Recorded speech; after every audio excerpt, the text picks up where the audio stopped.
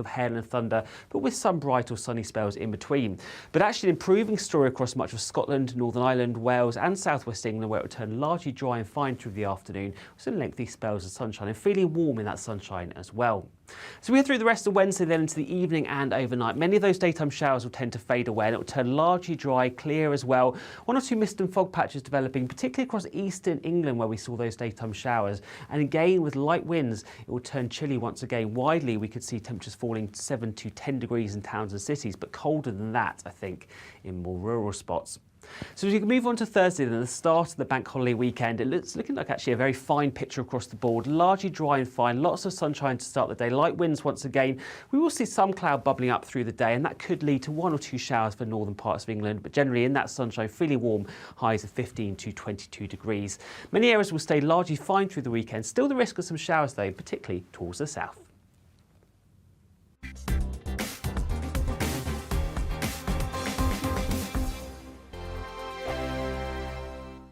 We are GB News. We're right across this great nation. On TV, on radio, on digital. Absolutely everywhere. We don't talk down to you. We embrace all voices. With honest and civilised conversation. We're not part of the establishment. We're one of you. And we're only getting started. Join us on GB News, The People's Channel. Britain's news channel. Every morning from 6 o'clock, we'll wake you up with GB News Breakfast with all the stories you didn't know from the night before. So whether it's serious news, entertainment or your own views from all over our great nation, we're here to kick off your day with a smile. And the national media should be reflecting and reporting what's happening here. You will notice the northwestern accents. Whether you're with us on TV, radio or online, every morning it's breakfast from 6 a.m. Hope you can join us.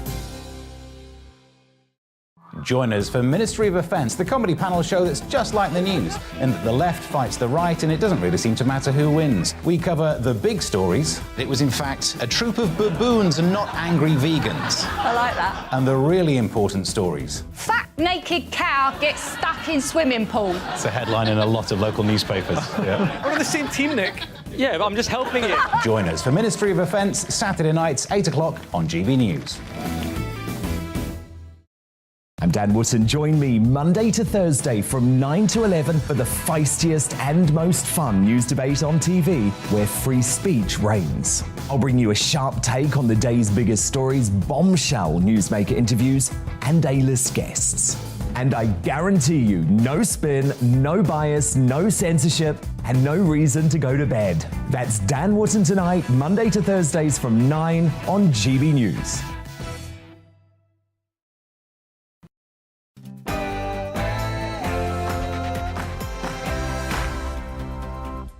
No spin, no bias, no censorship. I'm Dan Wootton. Tonight, as plans for a migrant camp in a North Yorkshire village dubbed Guantanamo on Ouse are delayed following a local revolt, does the controversy prove that the Rwanda plan needs to be enacted immediately?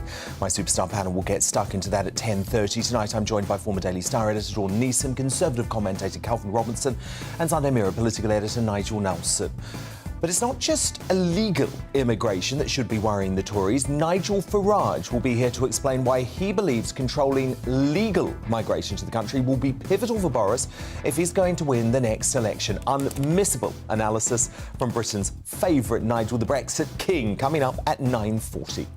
As Boris-hating MPs join the left-wing media's anti-democratic plot to plunge the party into political crisis again, I'll explain why the PM facing and likely winning a no-confidence vote is maybe what's best for him and the country. That's in my digest next. Education Secretary Nadeem Zahawi discovered the contemporary cost of defending women's rights as he was hounded off a prestigious university campus by aggressive trans radicals in the past few days.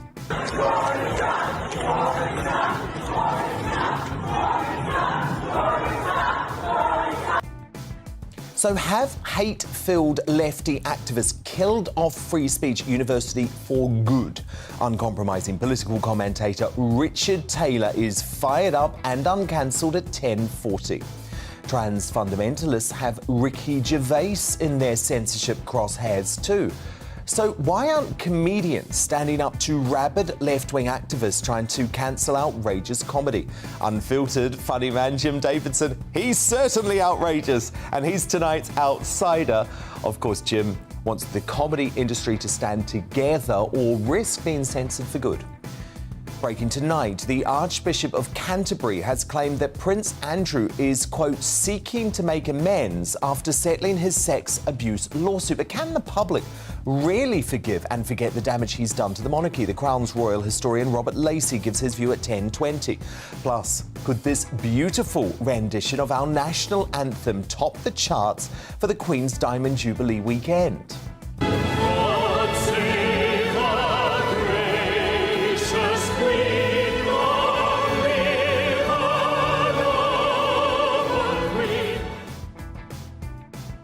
We'll cross live to Las Vegas to speak to star tenor Alfie Boe about his patriotic plans to wipe the floor with the Sex Pistols in their Jubilee chart battle. That's at 10:15. And with Palace insiders working to defuse any potential Sussex bomb, are you happy that Harry and Meghan are returning to the UK for the Platinum Jubilee? The Daily Mail's consultant editor Andrew Pearce will duke it out with the Daily Mirror's associate editor Kevin Maguire in the clash at 9:25 tonight. But of course, your verdict most important on this. Email me. Don't forget, we'll bring you a first look at tomorrow's newspaper front pages throughout the show too. And GBUJ closes out the night at 10:50. This is Dan Wootton tonight. Let's go.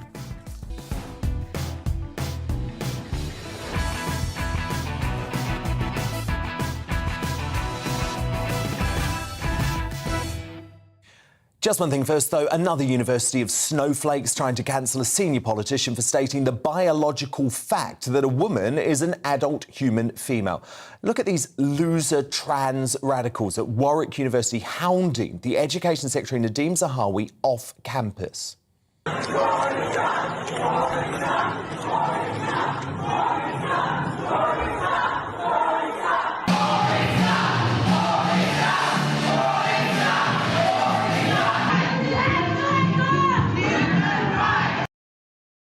All I keep worrying about today is what happens when those woke fools are unleashed into the workforce. Well, I'm going to unleash our Welsh wonder, Richard Taylor, on this later in the show.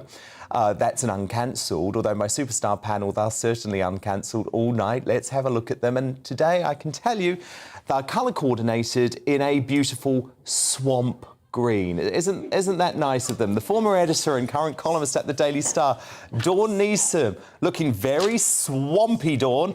The Conservative commentator, Calvin Robinson. There you go. Very beautifully dressed. You're always very suave, Calvin, but it is swampy.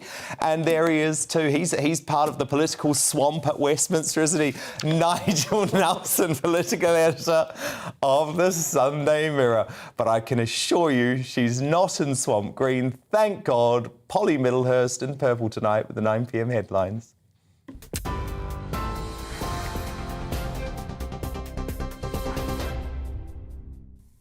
No, didn't get the memo. Claret. Your headlines tonight here on GB News. The first flight carrying migrants from the UK to Rwanda will take place in 2 weeks' time. The group includes those who've made illegal journeys to enter the UK, including crossing the English Channel in small boats. The Home Secretary says the relocation plans will help overhaul the UK's broken asylum system and clamp down on people smugglers. Meanwhile, Boris Johnson is claiming his Partygate fine is not a breach of the ministerial code. The Prime Minister's standards advisor says the fine could be a violation of his duty to comply with the law within the code and that he must set out his case in public. Mr Johnson was given a fixed penalty notice for attending his own birthday party in June 2020 during a lockdown and says there was no intent to break the law. The Culture Secretary, Nadine Dorries, has said she's confident the Prime Minister hasn't broken any rules. There has been an investigation by the Met Police. The Prime Minister has been to the House of Commons. He's apologised, humbly apologised. He's accepted the lessons that need to be learned from the Sue Gray's report. He's implemented most of the recommendations and he has not misled the House of Commons. So, yes, absolutely the Prime Minister can survive. Well, meanwhile, the Labour leader and his deputy have both received questionnaires from Durham Constabulary as part of their investigation into Beergate. The pair are alleged to have broken lockdown rules during a gathering in work offices last April. Sir Keir Starmer and Angela Rayner have both said they will offer their resignations if they're issued with fixed penalty notices for breaking COVID rules. International news now, and in Ukraine, the governor of eastern Luhansk says a Russian airstrike has hit a nitric acid tank in the region of Severodonetsk. Authorities are urging citizens not to leave their bomb shelters due to the risk of breathing in toxic fumes.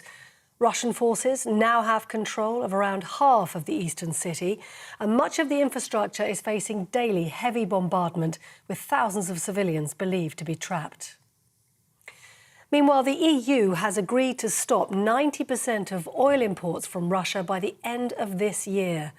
10% of imports will be temporarily exempt, so Hungary, Slovakia and the Czech Republic can still have access to fuel. A senior Ukrainian official has urged the sanctions don't go far enough. Here, Bradford has been named the UK's City of Culture for 2025, taking over the title from Coventry. The Culture Secretary said the Yorkshire City won over fellow finalists Durham, Southampton and Wrexham. The shortlist was compiled from a record group of 20 cities that had initially registered bids to take the title. You're up to date on TV, online and on your radio via DAB+. And now it's time for Dan Wootton Tonight.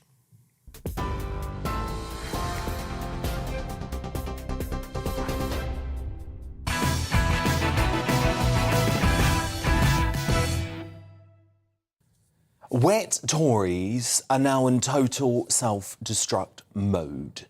It really does seem like they'd rather tear their party apart and the country by risking a disastrous Labour, SNP, Lib Dem coalition than backing Boris Johnson, the man who delivered a landslide majority in 2019 to secure Brexit.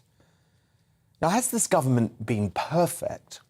Of course not. It's tired and it's confused. The lockdown policies were disastrous in terms of civil liberties, confidence and, most importantly, the economy. Boris and his embattled Chancellor Rishi Sunak seem to think the way out is to spend, spend, spend and tax, tax, tax. All of that's wrong. It's anti-conservative and I fight against it on a nightly basis. But make no mistake that for these disloyal Conservative MPs and the biased media, this isn't about what's best for the country. It's about deposing Boris for personal and Brexit-related reasons, using the age-old political method of death by 1,000 cuts. Of course the left-wing media is salivating at the very prospect because, for them, this is all just fun and games. This is the Sky News spreadsheet.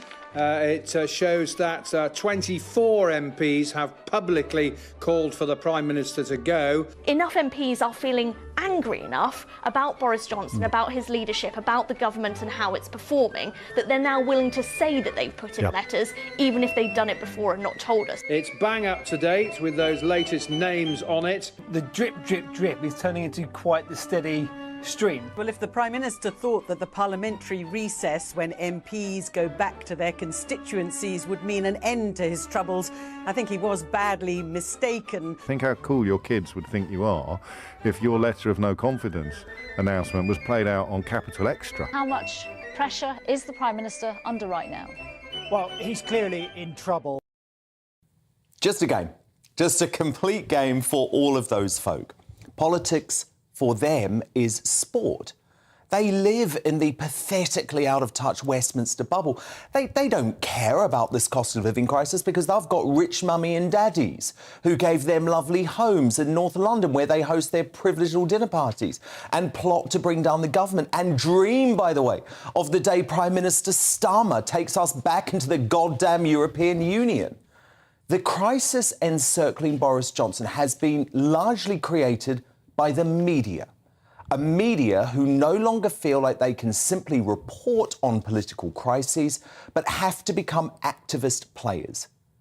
For all of us, real human beings, ordinary Brits, Partygate is all but over. The PM and the Chancellor got a measly little fine for toasting Boris's birthday between meetings. The country is ready to move on. But the media, especially the BBC, ITV News and Sly News, they're not ready.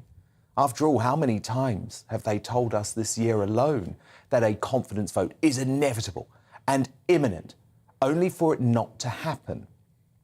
But can you believe it's actually Tories who won't finish this farce one way or the other? I mean, I'd love to know from them what's the alternative to Boris. As one of the PM's allies told the Financial Times today, Boris's argument is simple. He's never lost a national election. He won London twice, the EU ref and the 2019 election. Do you want to swap him out for someone who has zero track record of winning an election? But the Remoaners and anti-Boris MPs are loving the drip damage being done to their own party. So I have to be honest with you tonight.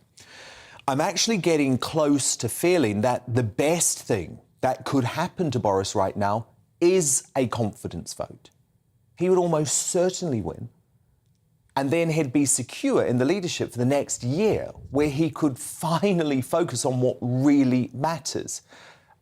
Saving this country's economy, that really matters. Solving the cost of living crisis, that really matters. Protecting British heritage and history, that really matters. And, you know, avoiding World War III, that matters too. Because trust me, the media in this country have decided that Boris Johnson deserves to be finished off. They don't care what you think about it. So they intend to create a self-fulfilling prophecy. To respond now, my superstar panel. Former editor, current columnist at the Daily Star, Dawn Neeson, the Conservative commentator, Calvin Robinson, and the political editor at the Sunday Mirror, Nigel Nelson. So, Nigel, be straight with me on this. You and your lot want to finish Boris off, don't you? You sent blood and you're not going to give up until he's gone. Who do you mean by my lot? Exactly. All of you in the media, all of you in the media. Basically, the mainstream media in this country, The Mirror, The Guardian, Channel 4 News, Sly News, ITV News, the BBC News, all of you. Well, I certainly want to see the back of him. I knew it. I think he's been a pretty lousy Prime Minister. But we've got absolutely no power whatsoever. What we have is what we have is influence. Nigel, you don't think you have any power? No, we have influence, not power. The Tory MPs will decide whether Boris stays or goes. And the problem that he's got is that for all the mistakes he's made, the one thing that made them back him, hold their noses in many cases, was because he was a vote winner. And they came back from campaigning at the local elections and realised he probably wasn't anymore. They were told by constituents, I'm getting this from a load of MPs, not just one or two, told by constituents, we quite like you, but we're not voting for you again while that man is leader. He has done existential damage to his premiership, and as a result of that, that's why Tory MPs want to get rid of him. But you may be right. If there was a vote of confidence, he might still get through. He'll win it, Calvin. And look, for a long time, I thought, no, a confidence vote, that is the worst possible thing for the country. It's just another distraction. Actually, now, I think let's just get it over with, because this drip, it's not just damaging the Prime Minister, Calvin, it's damaging Britain. Of course, and Boris Johnson is one thing, he is a winner. We've seen this before with the Wets. We've seen them depose Margaret Thatcher, the greatest mistake the Conservatives ever did. If we do it again... Why don't they learn from their mistakes? Exactly. They should instead get behind a leader that wins, a leader that is strong, and with a strong majority, to get some Conservative policies in place. Well, of course. And by the way, Calvin, I think they do need to pressure Boris Johnson. Of course they do. For example, on tax. You know, he's got it completely wrong. But it's pressure. It's not getting rid of him. It's not stabbing him in the back. It's working together for the sake of this country. That's what we need right now. Dawn Neeson, I read a really interesting piece in The Sun this morning by their political editor, Harry Cole. And he compared the current situation to Australia, where, encouraged by a craven left-wing media, the politicians thought that the answer to every crisis was regicide, was getting rid of the leader. Exactly. It's just 6 years after they saw off David Cameron, 3 after Theresa May. I mean, the Tory party have history with this, don't they? But I do agree. I do think if there is a confidence vote, he will survive it, because the magic number for him is 180 in confident votes, and that's 50 plus one of the 359 Tory MPs.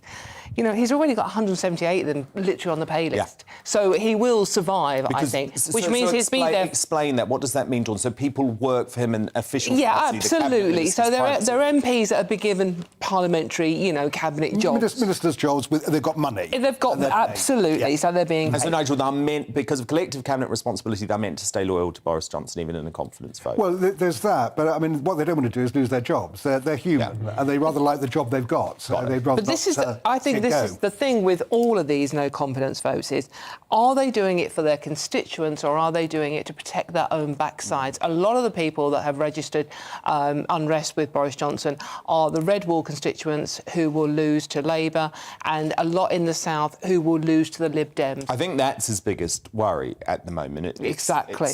That those Lib Dem.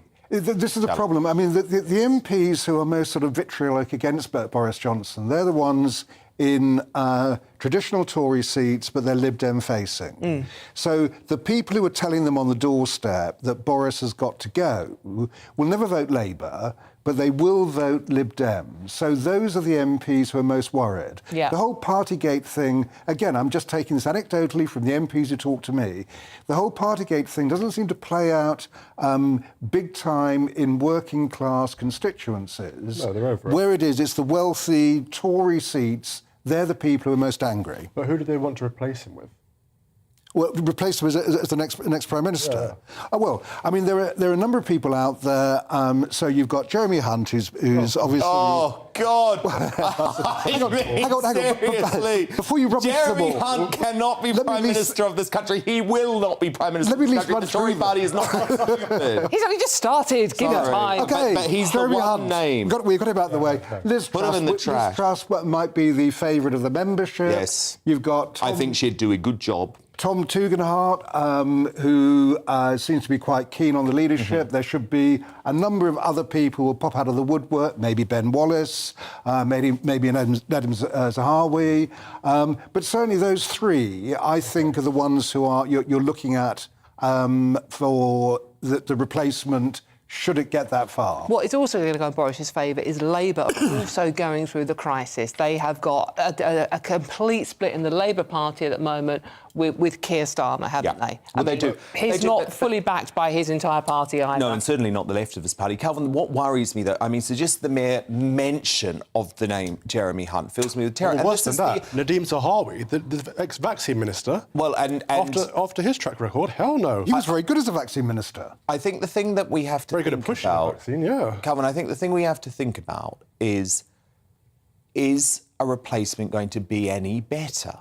And if the replacement you're looking at is Jeremy Hunt, who was an absolute lockdown zealot, or you feel strongly about Nadim Zahawi because of the way that he came close to coercing vaccination. Yeah.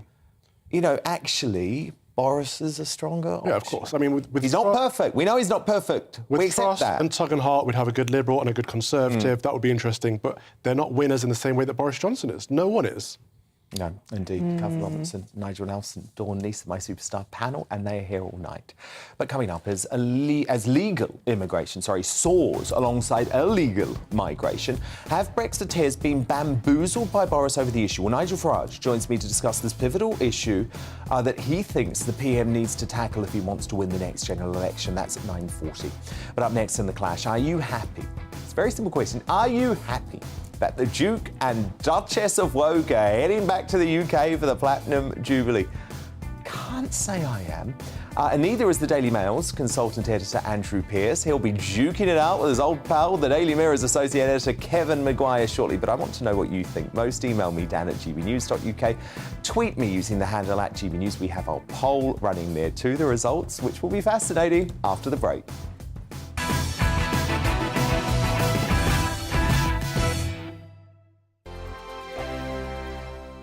We are GB News. We're right across this great nation. On TV, on radio, on digital. Absolutely everywhere. We don't talk down to you. We embrace all voices. With honest and civilised conversation. We're not part of the establishment. We're one of you. And we're only getting started. Join us on GB News, the People's Channel. Britain's news channel. every morning from 6 o'clock. We'll wake you up with GB News Breakfast with all the stories you didn't know from the night before. So whether it's serious news, entertainment, or your own views from all over our great nation, we're here to kick off your day with a smile. The national media should be reflecting and reporting what's happening here. You will notice the northwestern accents. Whether you're with us on TV, radio, or online every morning, it's breakfast from 6 a.m. Hope you can join us. Join us for Ministry of Offence, the comedy panel show that's just like the news, in that the left fights the right and it doesn't really seem to matter who wins. We cover the big stories. It was in fact a troop of baboons and not angry vegans. I like that. And the really important stories. Fat naked cow gets stuck in swimming pool. It's a headline in a lot of local newspapers. Yeah. We're on the same team, Nick. Yeah, but I'm just helping you. Join us for Ministry of Offence, Saturday nights, 8 o'clock on GB News. I'm Dan Wootton. Join me Monday to Thursday from 9 to 11 for the feistiest and most fun news debate on TV, where free speech reigns. I'll bring you a sharp take on the day's biggest stories, bombshell newsmaker interviews, and A-list guests. And I guarantee you, no spin, no bias, no censorship, and no reason to go to bed. That's Dan Wootton tonight, Monday to Thursdays from 9 on GB News.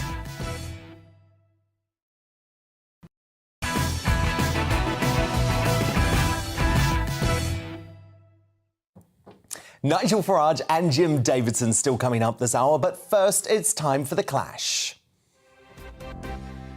The Duke and Duchess of Woke, be warned, are making their first official trip back to the UK since their ungracious Megxit in 2020. It's to mark the Queen's Platinum Jubilee this weekend, of course. But for those of you thinking that Harry and Meghan might stay out of the limelight for Her Majesty's celebration, think again.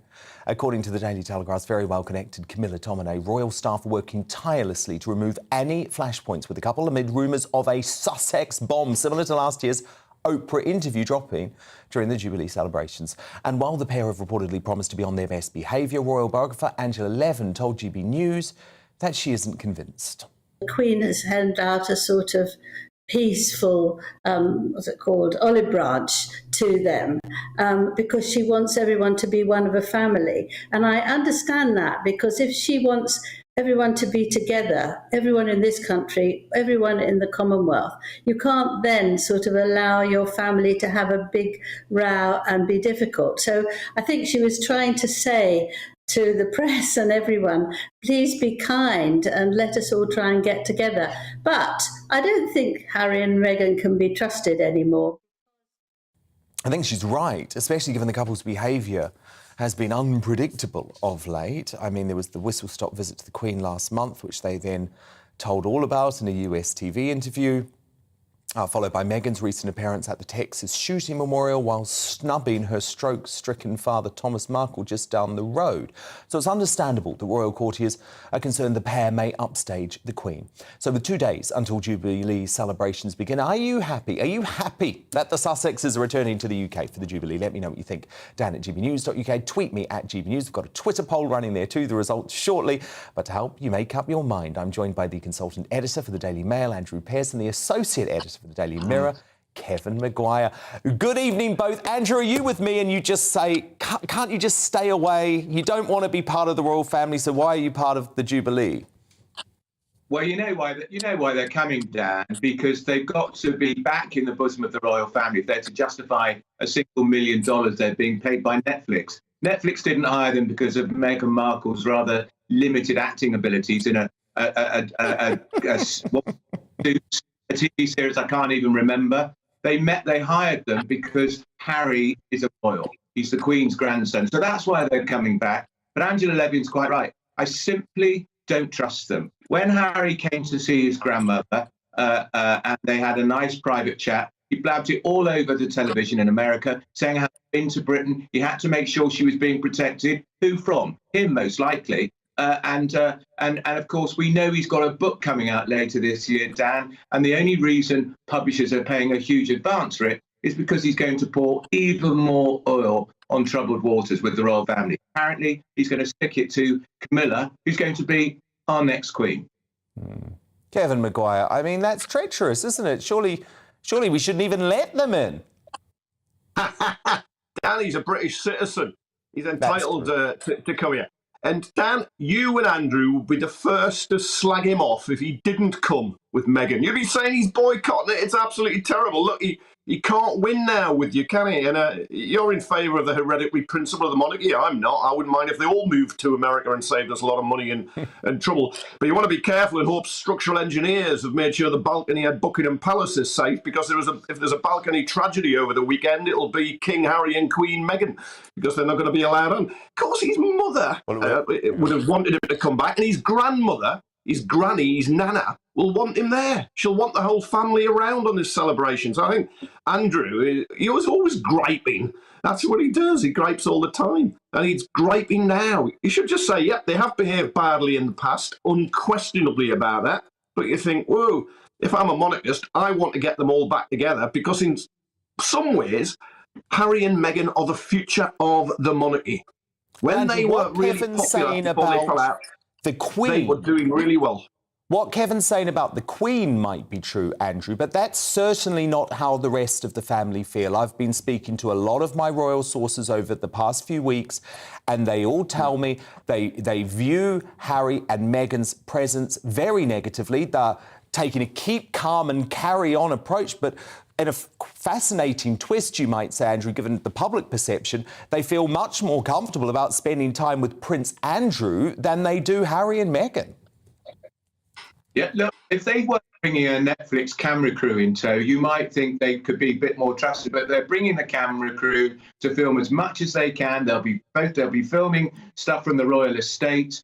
We know they're going back to the that they kicked out Eugenie and her husband, so they can be back in the royal lodge they were staying in. Look, they're going to use the entire thing to promote Harry and Meghan PLC. It's all about America. They'll be back on American TV. As soon as they get back, they'll be embracing the Queen, because, of course, she's the most wonderful, most popular monarch on the planet. When people talk about the Queen, they're not talking about the Queen of Spain or the Queen of Sweden. They're talking about our Queen. She's magnificent, and they know they've got to be seen with her one more time to burnish their royal credentials in the United States, so they can make even more millions out of their family. As if Harry hasn't been given enough money by his queen, by his grandmother, by his late mother. He's not poor, is he? He's not short of a bob or two. What are they living in? A 15-bathroom house? They should stay there. Kevin, I think you probably support Harry and Meghan returning to this country because you know that they're the best thing to happen to the Republican cause in a long time. No, Prince Andrew is the best thing to happen to the Republican cause for a long time. Too. I mean, that is the real. Yeah. That's the real scandal there. I mean, I spend a lot of my time having to advise you monarchists on how to make the best of it, and you want them back in the fold. You want to make your peace with them because they give the royal family a dimension it will not have when the Queen passes, shuffles off this mortal coil, as sadly she will, as we all will at some time. She's not going to get any younger. She's going to get frailer. Charles is going to be in. He's a bit of a weirdo. He's going to be very old. William is super dull. He's never going to be able to connect properly. Harry has a bit of showbiz excitement about him. You see it with the Invictus Games. We saw it with a lot of the causes. And Meghan is a woman of colour. And so she makes the royal family look, although she's from America, look a bit more like modern Britain rather than a throwback to the 18th Andrew, century. you're disagreeing with that. Well, who cares about whether she's a woman of colour? Look, Kate a lot of people do, Middleton, actually, Andrew. A lot of young people in particular. And it's young people who don't support the monarchy anymore. So if you want to convert them to the monarchy, you've got to give them something.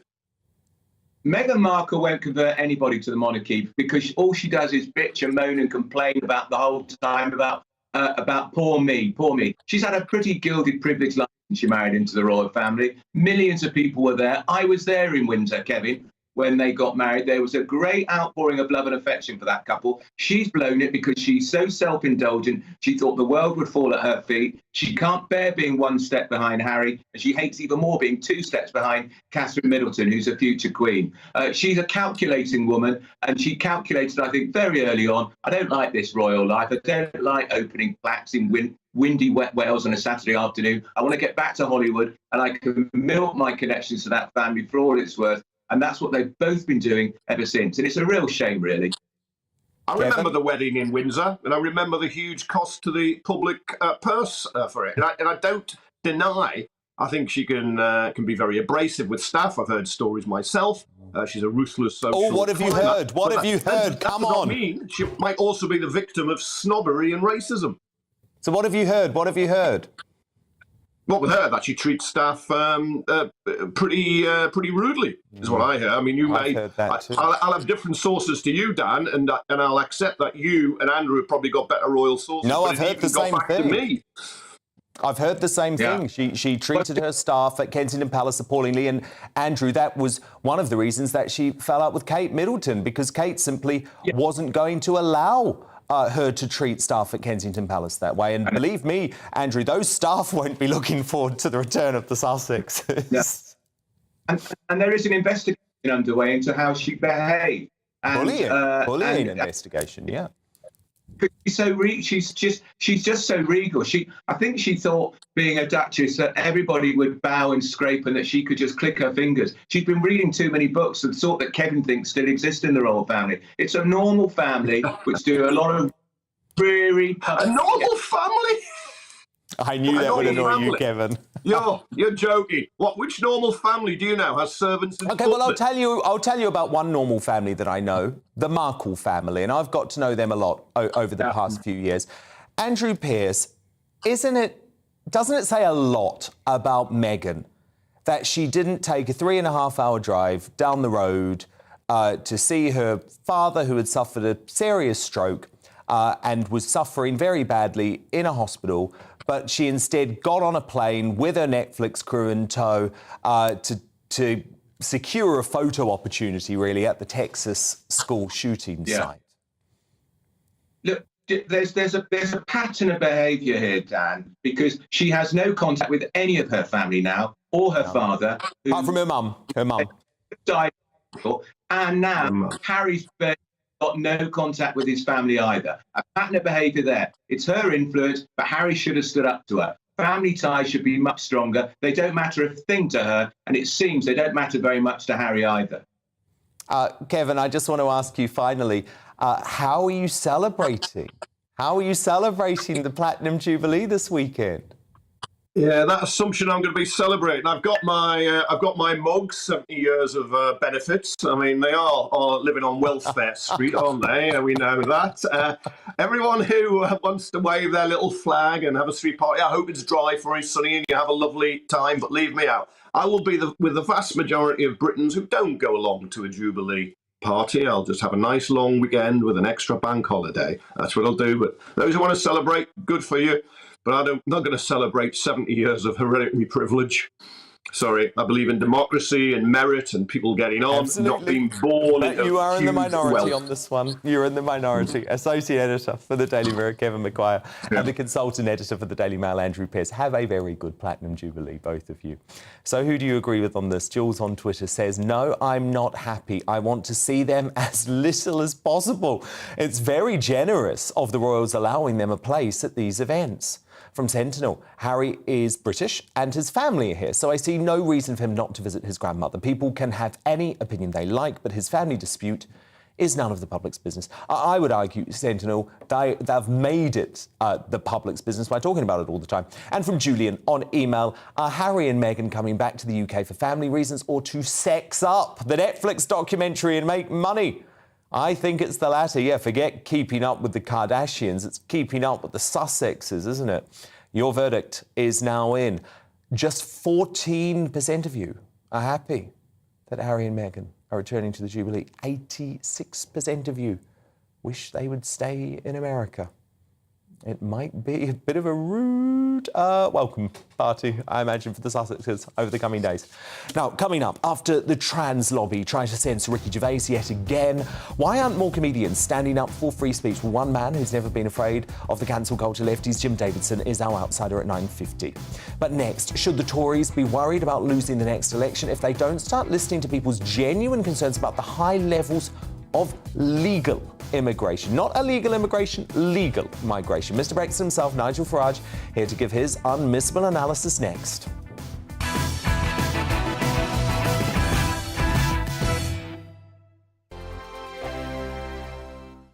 We are GB News. We're right across this great nation. On TV, on radio, on digital. Absolutely everywhere. We don't talk down to you. We embrace all voices.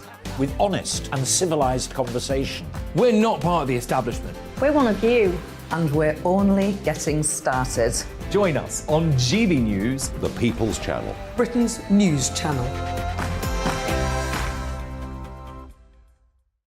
Every morning from 6 o'clock, we'll wake you up with GB News Breakfast with all the stories you didn't know from the night before. So whether it's serious news, entertainment, or your own views from all over our great nation, we're here to kick off your day with a smile. The national media should be reflecting and reporting what's happening here. You will notice the northwestern accents. Whether you're with us on TV, radio, or online, every morning, it's breakfast from 6 a.m. Hope you can join us. Join us for Ministry of Defence, the comedy panel show that's just like the news, in that the left fights the right and it doesn't really seem to matter who wins. We cover the big stories. It was in fact a troop of baboons and not angry vegans. I like that. And the really important stories. Fat naked cow gets stuck in swimming pool. It's a headline in a lot of local newspapers. Yeah. We're on the same team, Nick. Yeah, but I'm just helping you. Join us for Ministry of Defence, Saturday nights, 8 o'clock on GB News. I'm Dan Wootton. Join me Monday to Thursday from 9 to 11 for the feistiest and most fun news debate on TV, where free speech reigns. I'll bring you a sharp take on the day's biggest stories, bombshell newsmaker interviews, and A-list guests. And I guarantee you, no spin, no bias, no censorship, and no reason to go to bed. That's Dan Wootton tonight, Monday to Thursdays from 9 on GB News.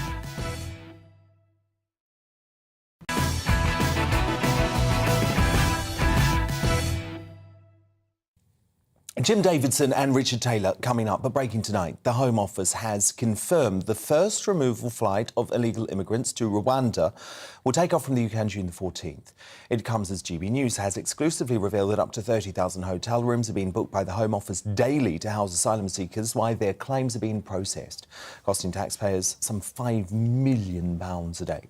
But while the government is making efforts to stem the tide of illegal immigration into the UK, is the more pressing concern actually those being welcomed legally to Britain through a raft of visas? So, Home Office statistics released just last week show a significant rise in legal migration from pre-pandemic levels, with work visas alone up 50% from 2019-2020.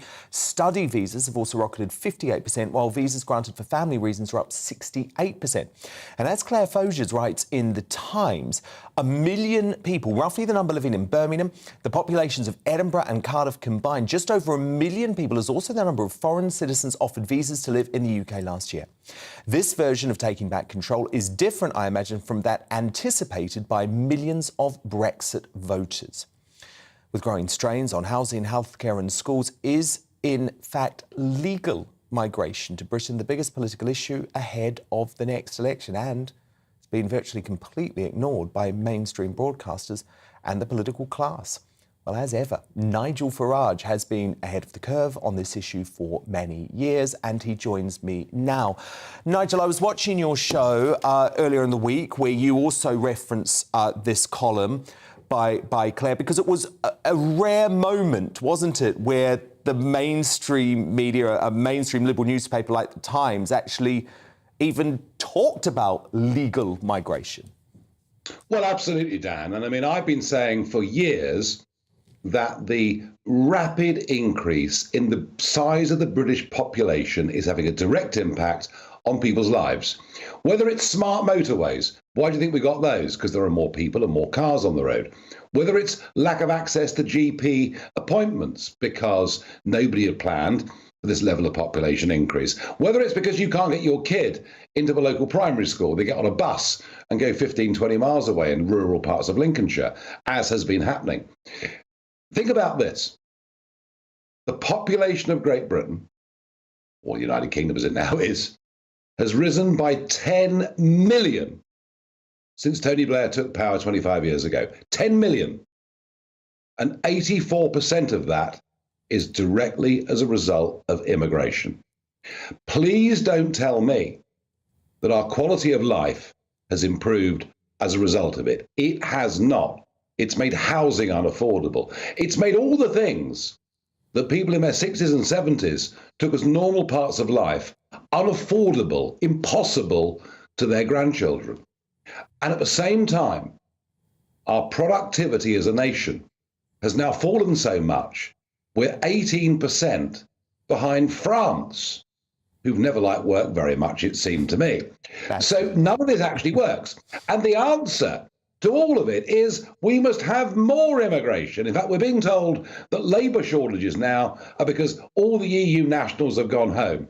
At the same time, we find out that 1 million people in a single year have been given the rights to stay. We have become addicted, our political class, addicted at dinner parties with the big corporates to this model of low-skilled migration. And what Johnson has done as Prime Minister is not just to open up immigration from the EU to the rest of the world, which on the face of it actually makes sense, but lower the barriers to entry. You know, anyone now earning 20,000 a year or the equivalent is welcome to come to Britain in unlimited numbers from anywhere in the world. And here's the truth of it. We've been had. We've been had. Brexit, which only passed because people wanted border controls above all else as part of our sovereignty. Brexit was used by Johnson, by Gove, as a means of gaining power. They never, ever intended to reduce the numbers. They couldn't give a damn about the lives of ordinary people. For them, it's a game they've been playing since the Oxford Union. They couldn't care less. Because that was the whole point, wasn't it, Nigel, of the points-based immigration system, which you had obviously spoken about for years. The whole point was about being able to pick and choose who we need, why we need them, and to ensure that the numbers come down. At the start of the campaign, I sat down with Cummings, Elliott, all the Vote Leave people, and I said, well, thank you finally for joining the party. It's very good of you. Realise this is a key issue. They told me, oh, no. I remember Dan Hannan, Lord Hannan now, obviously, telling me, oh, but this puts people off in rural Hampshire. Well, it may do, but it didn't put people off in their millions living in Sheffield and Leeds and places like that. And in the end, they accepted they had to campaign on it as well as we did with Leave.eu. There was a wonderful cartoon, a Mac cartoon, I think it was, showing me in a bar with a pint, which is not unusual, obviously. And it showed Gove and Boris at the other end saying, barman, we'll have whatever he's having. But they cynically, yes, of course they believe we should be sovereign, but they cynically used immigration as a means of pushing themselves up through the referendum and then winning a general election in 2019. And now they have betrayed us and betrayed working families all over Britain. You know, yesterday, there was a Green King offer yesterday. You could get a pint of beer for £6. So I Googled the nearest Green King pub to me, went into Orpington, went to a pub called The Buff, nice pub, well run, just ordinary working folk. And I sat in there and spoke to them. They were Brexit voters to a man and woman. And I can't tell you their levels of disappointment and betrayal at the fact that still life is becoming harder and harder for them and harder for their kids to buy houses and all the rest of it. And I simply can't see why at the next general election, a Conservative Party led by Johnson, who was proved to be a charlatan on this issue, would have a cat's chance in hell of winning.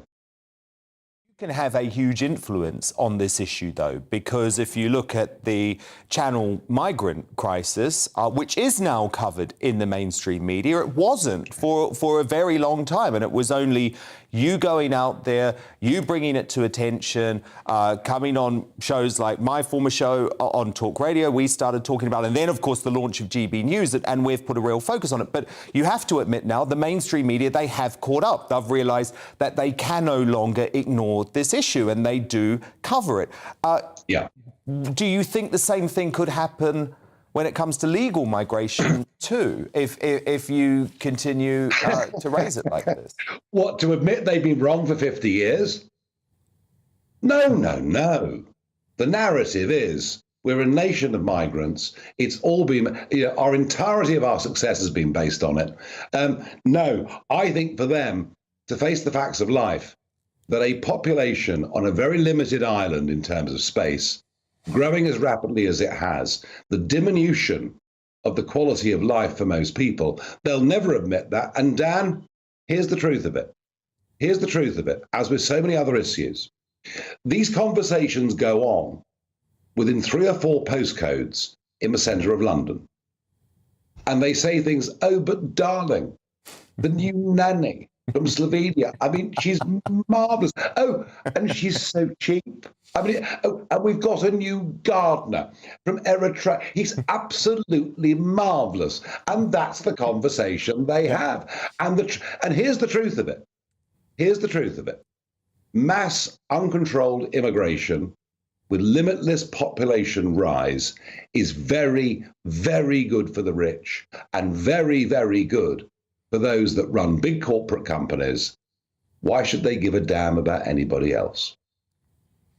Very good question. Of course, we will keep on this issue, Nigel Farage, because it is an important one. And Farage back tomorrow night, 7 p.m. here on GBNews. Thank you, Nigel. Thanks, Dan. As thousands miss their flights and a weekend holiday sector collapses into chaos, is this proof, like we need it, that we should never lock down the travel industry again? My superstar panel will debate that in the Media Buzz after 10, and you'll get a first look at some of tomorrow's newspaper front pages then too. But first, should the world of comedy stand up for free speech and get behind Ricky Gervais as trans radicals try to cancel him? Jim Davidson thinks so, and he gives his famously unfiltered opinions. Oh, I cannot wait. Next in the Outside Alive.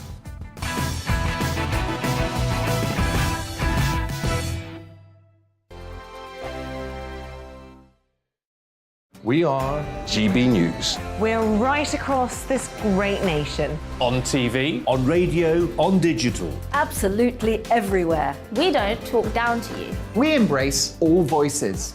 With honest and civilised conversation. We're not part of the establishment. We're one of you. And we're only getting started. Join us on GB News, the People's Channel. Britain's news channel. Every morning from 6 o'clock, we'll wake you up with GB News Breakfast with all the stories you didn't know from the night before. So whether it's serious news, entertainment, or your own views from all over our great nation, we're here to kick off your day with a smile. And the national media should be reflecting and reporting what's happening here. You will notice the northwestern accents. Whether you're with us on TV, radio, or online, every morning, it's breakfast from 6 a.m. Hope you can join us. Join us for Ministry of Offence, the comedy panel show that's just like the news, in that the left fights the right and it doesn't really seem to matter who wins. We cover the big stories. It was in fact a troop of baboons and not angry vegans. I like that. And the really important stories. Fat naked cow gets stuck in swimming pool. It's a headline in a lot of local newspapers. Yeah. We're on the same team, Nick. Yeah, but I'm just helping you. Join us for Ministry of Offence, Saturday nights, 8 o'clock on GB News. I'm Dan Wootton. Join me Monday to Thursday from 9 to 11 for the feistiest and most fun news debate on TV, where free speech reigns. I'll bring you a sharp take on the day's biggest stories, bombshell newsmaker interviews, and A-list guests. And I guarantee you, no spin, no bias, no censorship, and no reason to go to bed. That's Dan Wootton tonight, Monday to Thursdays from 9 on GB News.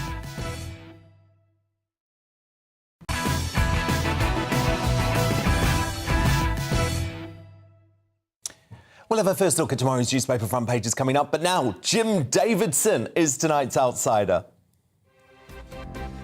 And if you'd forgotten why humorless wokesters are still raging about Ricky Gervais's punchy new stand-up, here's a quick reminder. Not all women. I mean the old-fashioned ones. You know, the old-fashioned women. Oh, God. You know, the ones with wombs. Oh. Those dinosaurs. No, I love the new women. I know the new women. They're great, aren't they? You know, the new ones we've been seeing lately. The ones with beards and they're as good as... They're as good as gold. I love them. No, it's the old-fashioned with it. And now the old-fashioned, they go like, oh, they want to use our toilets. Why shouldn't they use your toilets? For ladies. They are ladies. Look at their pronouns. What about this person that isn't a lady? Well, his penis. Her penis, you bigot. Now, a swath of lefties are still crying into their muesli bowls and trying to get Gervais cancelled for his very funny digs. Most recently, here's the Gay and Lesbian Alliance Against Defamation, GLAD, joining the bandwagon. They said, we watched the Ricky Gervais comedy, in inverted commas, special on Netflix, so you don't have to. It's full of graphic, dangerous anti-trans rants masquerading as jokes. He also spouts anti-gay rhetoric and spreads inaccurate information about HIV. The LGBT community and our allies have made it very clear that so-called comedians who spew hate in place of humour will be held accountable. And of course, Stonewall, well, they also got involved. Robbie DeSantos, the charity's PR man, said it is disappointing that Ricky Gervais has once again chosen to use his global platform to make fun of trans people. Punching down is never funny. These perma victims just don't get it, do they? Ricky himself hits the nail on the head when he explained, I talk about AIDS, famine, cancer, the Holocaust, rape, paedophilia, but no, the one thing you mustn't joke about is identity politics. The one thing you should never joke about is the trans issue. They just want to be treated equally. I agree. That's why I include them. That's what Ricky Gervais says. Jim Davidson, one man who's no stranger to outrageous comedy, is here now. Jim, Ricky's right, isn't he? He's not punching down at the trans community. He's punching at everyone. I think he's not having a go at the trans community. He's having a go. He knew what was going to happen about this. He's achieved exactly what he set out to do, Dan. And I think he's having a go. He's predicted what it's like cause and effect. He'll cause such a stir with the people he wants to wind up that they'll just hang themselves. Give them enough rope and they'll hang themselves. I mean, he talked about punching down and did a joke about it, and now this man's accused him of punching down. You couldn't predict this. I think it's very funny stuff, and I don't think it's harmful at all. But I would say that, wouldn't I? What do you think? Well, I actually think Ricky Gervais is one of the funniest men in the world. I love the fact that he is uncancelable. He's that big, he's that successful. He doesn't need Netflix, he doesn't need any corporation. And personally, Jim, I found it absolutely hilarious. I wasn't offended by anything. I mean, you know, look at The Office. He makes jokes about gay people, about disabled people, but also about straight white men too, who are overweight. You know, Ricky Gervais targets everyone. Yeah, he does. And I bumped into him once up in Edinburgh. I ridiculously did a month up there in the festival a few years ago. And we had a good drink at the bar. And he said, you know what, Jim, I'm in danger of turning into you. And I said, what do you mean? He said, well, you know, I noticed your act that you have a go at the establishment and the moaners. You don't have a go at the so-called victims. And it is right. But it's interesting to see that if I went and did the same material as Ricky, I would be probably in prison now, smashing stones up a chain gang somewhere. I'd certainly been cancelled from some of the theatres that are still good enough to show me. And I remember years ago, I was doing a late night show. It was either BBC or Thames Television, and there was a joke that needed an F word in it.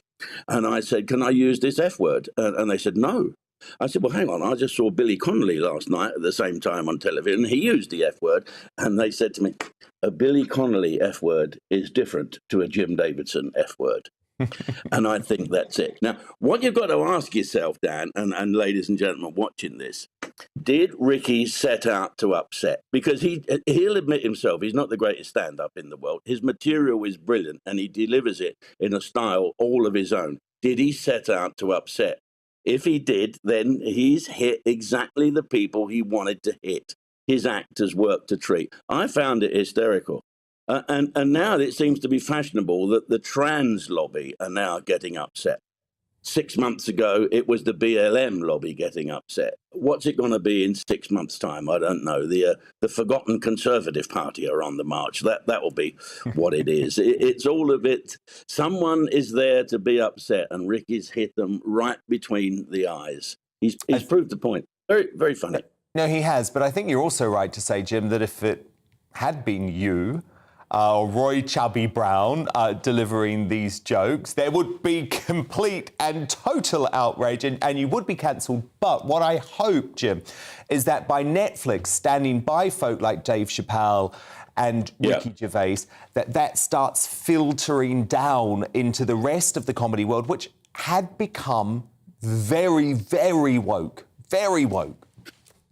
Well, it is. Comedians are frightened to death to be funny now, not because they're going to upset the audience. Look, Dan, you didn't set up this show, GBNews, so you could chase away all your viewers. You want viewers. You want people to like you. It's natural for a comedian to want to be liked. And I bet you Ricky's sitting there thinking, oh, maybe I shouldn't have said this. And Netflix will say, yes, you should. It's fantastic. So maybe the people that moan about comedy should learn where the off switch is. It's exactly that. What makes one person laugh doesn't make the other person laugh. And I think Ricky Gervais is all about... I love Tom and Jerry. My wife's like that. What's this? Don't get it at all. Well, I think Ricky Gervais, he's all about pricking bubbles of pomposity. You know, when he hosted the Golden Globe Awards, the reason I loved it is because he did punch. He hit out at these Hollywood idiots, you know, who are so used to being treated with such reverence as if the actual royalty. And I think that's what Ricky Gervais has done to the trans lobby. They don't like it, Jim, because they're so used to everyone bowing down to their ridiculous stance that a woman can have a penis. And all of us are sitting there saying, that's the biggest joke. It is. It is ridiculous. You don't really need script writers. All you've got to do... I mean, I do a twice-weekly show on my TV station, and I don't have a script writer. I just get the news and read it. And it is hysterical. And you even get blamed. You even get blamed for reading the news. How dare you say that? Hang on a minute. I didn't say that. This is a headline in a newspaper. I think Ricky has done well, and I think he's achieved... What I've always tried to do is to say, look, this is unharmful comedy unless you absolutely set out to want to be harmed. You want to be a victim. And unfortunately, that's what's going on. It's the trans lobby now, the BLM lobby. What will it be next week? We had Jimmy Carr with the Travellers. What is going on? Everyone needs to lighten up. If we're going to say you can't do this, you can't do that, it's going to divide people rather than bring them together. Let's get rid of this woke and political correctness and good old-fashioned British courtesy. That's what we want, Dan. Very good place to end it on. I think, Jim, you're completely right. Let's not become a nation of victims. We are better than that. Jim Davidson, always love speaking to you tonight. It's Outsider. Thank you so much, Jim. Love you, Dan. Always have, always will.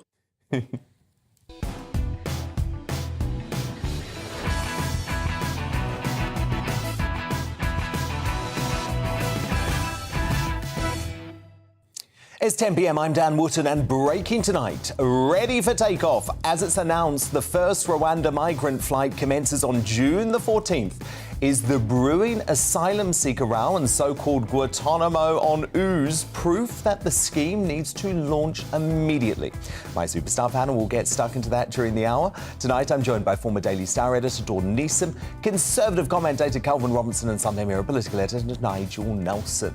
The vicious woke mob rears its ugly head again, and this time it runs in the family, as the Education Secretary is hounded off a university campus by threatening trans activists.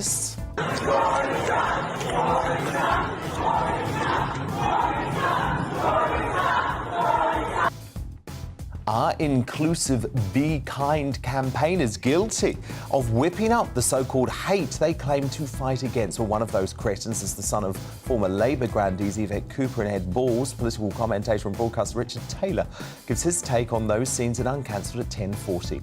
Plus, it's been the holiday from hell for thousands of Brits as gutted families miss their flights with the travel sector collapsing into chaos. Is this mess at our airports further evidence we should never lock down the holiday industry again? That's coming up next.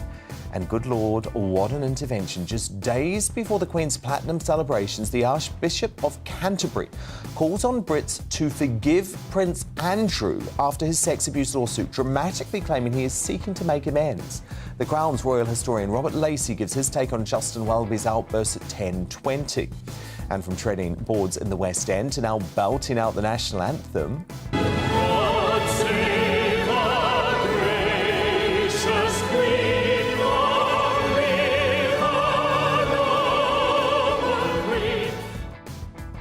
The tenor and actor Alfie Boe joins me at 10:15 from Las Vegas to explain why his powerful version of God Save the Queen will leave the Sex Pistols firing blanks in the Jubilee chart battle. Meanwhile, move aside Tyson Fury. A brave Aussie was forced to fight for his life against a 6-foot brute of a kangaroo down under. Look at that. Find out who won that heavy-hitting scrap at our media buzz at 10:30. And finally, just why did the BBC insist on changing the pronouns of a trans rapist? Yep, find out how the Beeb fares when I crown our new Greatest Britain and Union Jackass before the end of the show. We'll have a first look at tomorrow's newspapers throughout the hour too. But first, the news headlines at 10 with Polly Middlehurst.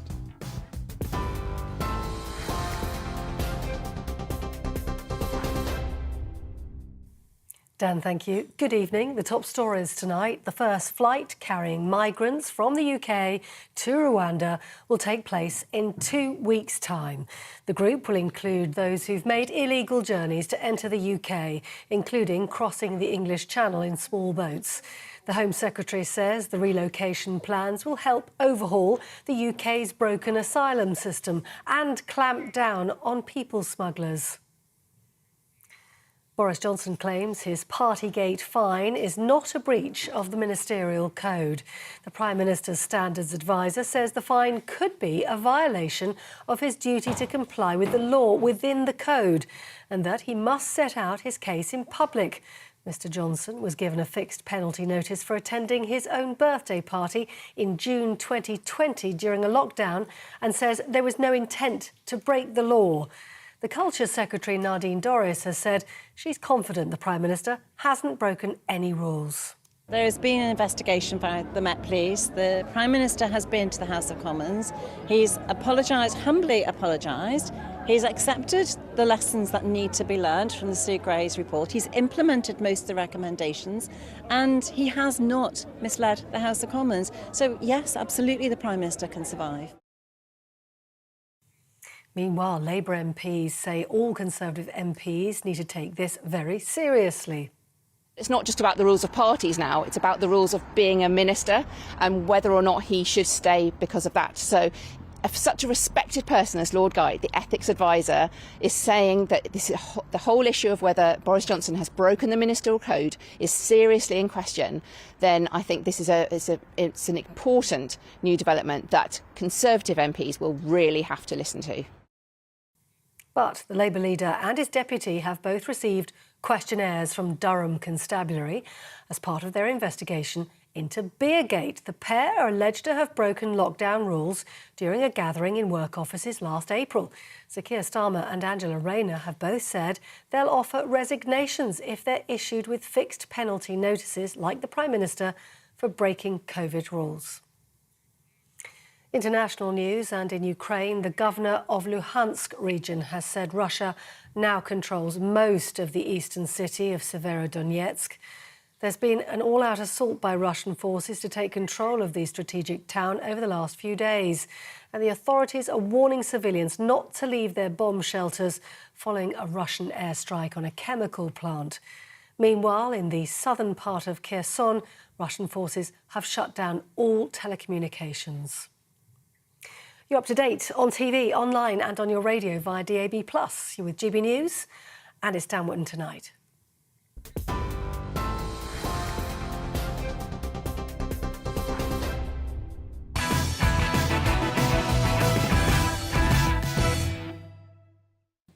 Tomorrow's news tonight now in our Media Buzz.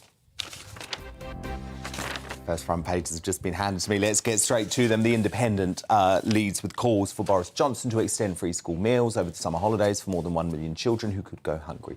Meanwhile, a heart-wrenching picture there of further bombing and bloodshed in Ukraine. Boris may be toast is the Metro's headline. The paper writes that with the Tory rebellion brewing over Partygate, the PM could face a vote on his future as early as Tuesday. My Superstar panel back with me now.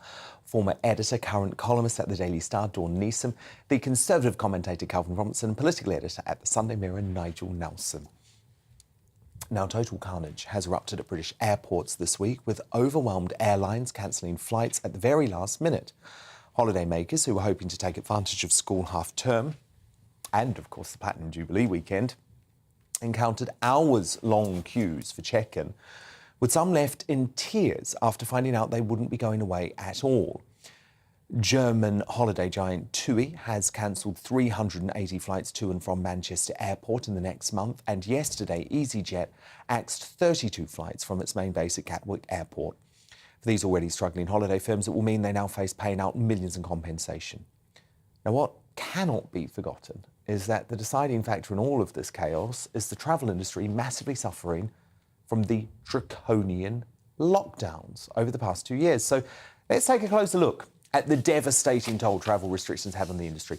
An estimated 62,000 jobs were lost during the first year of the pandemic in the aviation industry, and somewhat inevitably, companies are now struggling with staff shortages. Airports also say that many passengers are using vouchers or credit notes from trips cancelled during COVID, which has fuelled demand for travel. And finally, a huge number of passengers are heading abroad for the first time in 2 years in what has been called a summer travel boom. So what our weakened holiday sector evidently shows is that we cannot afford to lock down the travel industry ever again. Now, Dawn Neeson, as you know, I travelled as much as I could throughout the COVID-19 pandemic, but this was always my fear that when we got back to normal, there was going to be chaos and carnage, because if you were at an airport over the past couple of years, there was no one there. So all of these staff were either sacked or left. But this is the thing. Who didn't see this coming? Everybody saw this coming. Oh, apart from the airlines and the airports. I mean, Easter was a warning for this, wasn't it? Well, and the government, in fairness. Well, they can't wash their hands of the storm because the poor airlines and the poor airports were forced into the action by the government policy. Well, yeah, look, lockdown's wrong, completely wrong, and, we can never lock down again, especially thanks Boris and Keir, the way they've behaved.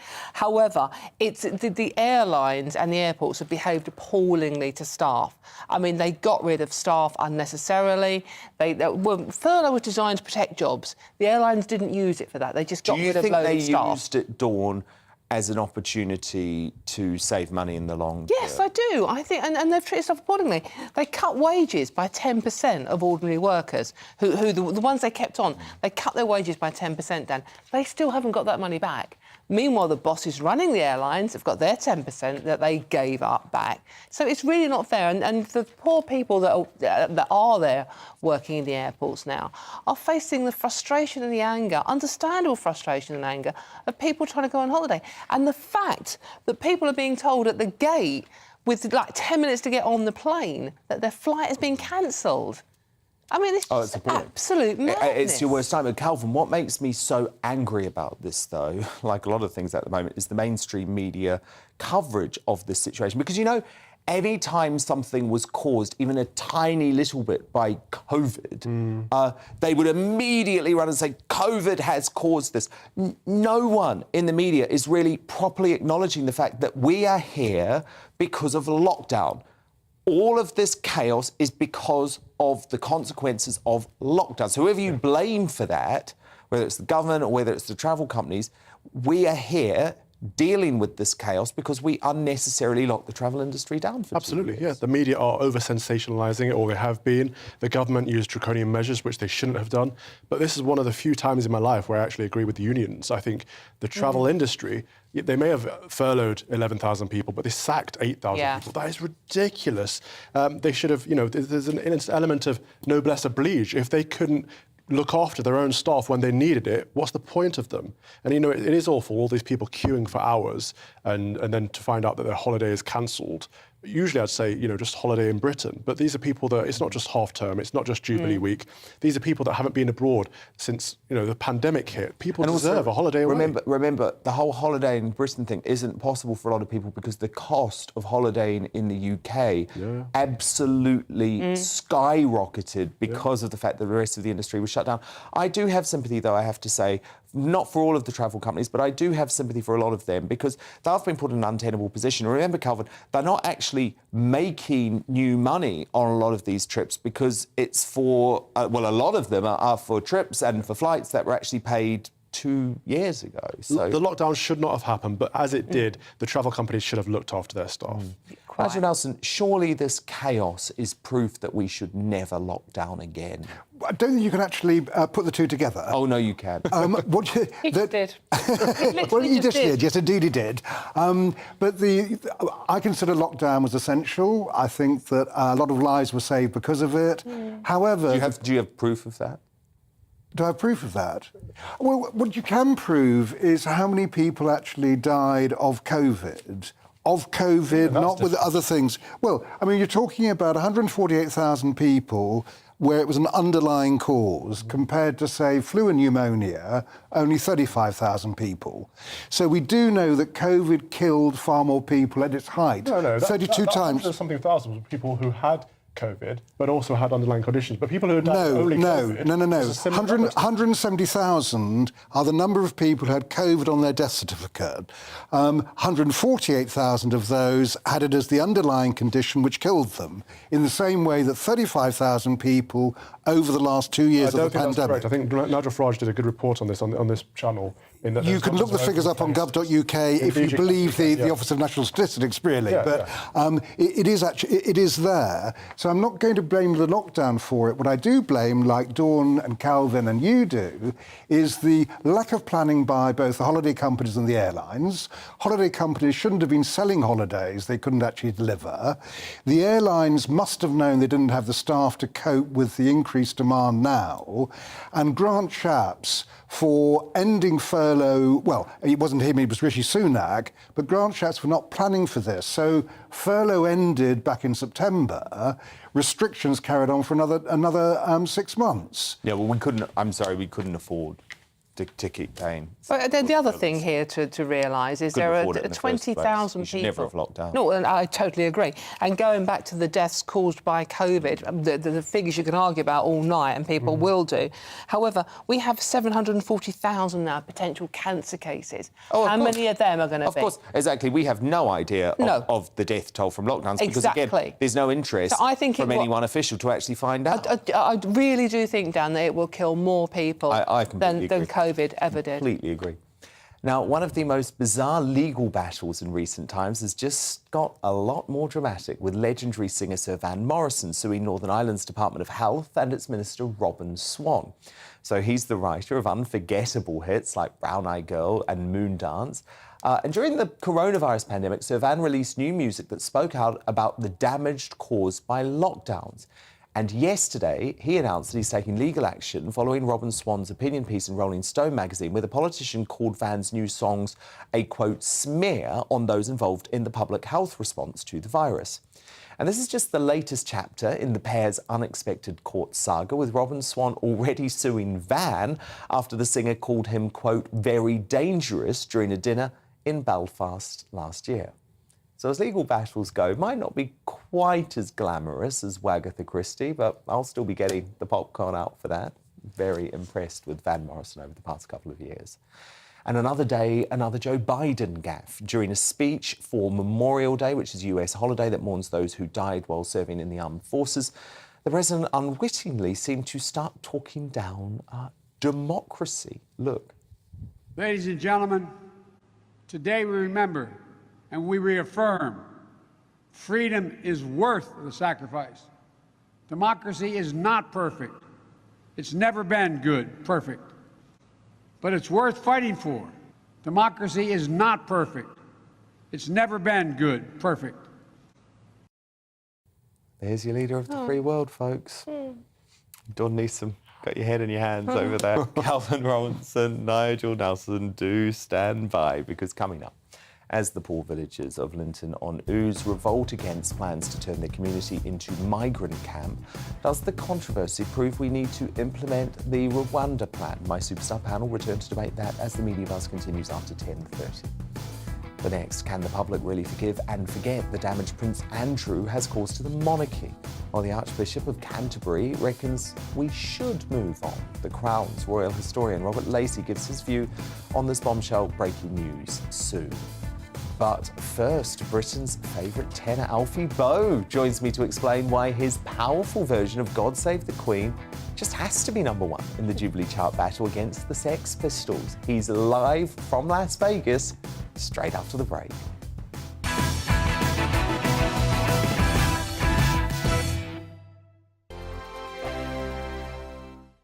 We are GB News. We're right across this great nation. On TV, on radio, on digital. Absolutely everywhere. We don't talk down to you. We embrace all voices. With honest and civilised conversation. We're not part of the establishment. We're one of you. And we're only getting started. Join us on GB News, The People's Channel. Britain's news channel. Every morning from 6 o'clock, we'll wake you up with GB News Breakfast with all the stories you didn't know from the night before. So whether it's serious news, entertainment, or your own views from all over our great nation, we're here to kick off your day with a smile. And the national media should be reflecting and reporting what's happening here. You will notice the northwestern accents. Whether you're with us on TV, radio, or online, every morning, it's breakfast from 6 a.m. Hope you can join us. Join us for Ministry of Offence, the comedy panel show that's just like the news, in that the left fights the right and it doesn't really seem to matter who wins. We cover the big stories. It was in fact a troop of baboons and not angry vegans. I like that. And the really important stories. Fat naked cow gets stuck in swimming pool. It's a headline in a lot of local newspapers. Yeah. We're on the same team, Nick. Yeah, but I'm just helping you. Join us for Ministry of Offence, Saturday nights, 8 o'clock on GB News. I'm Dan Wootton. Join me Monday to Thursday from 9 to 11 for the feistiest and most fun news debate on TV, where free speech reigns. I'll bring you a sharp take on the day's biggest stories, bombshell newsmaker interviews, and A-list guests. And I guarantee you, no spin, no bias, no censorship, and no reason to go to bed. That's Dan Wootton tonight, Monday to Thursdays from 9 on GB News.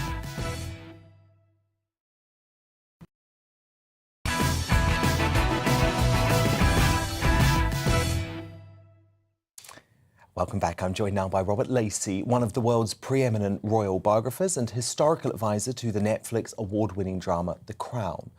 And it's perfect to have Robert here because breaking tonight, Prince Andrew is seeking to make amends, according to the Archbishop of Canterbury. Justin Welby told ITV News that the Duke of York is hoping for forgiveness, having settled his sexual abuse lawsuit. Look. Prince Andrew, I think we all have to step back a bit.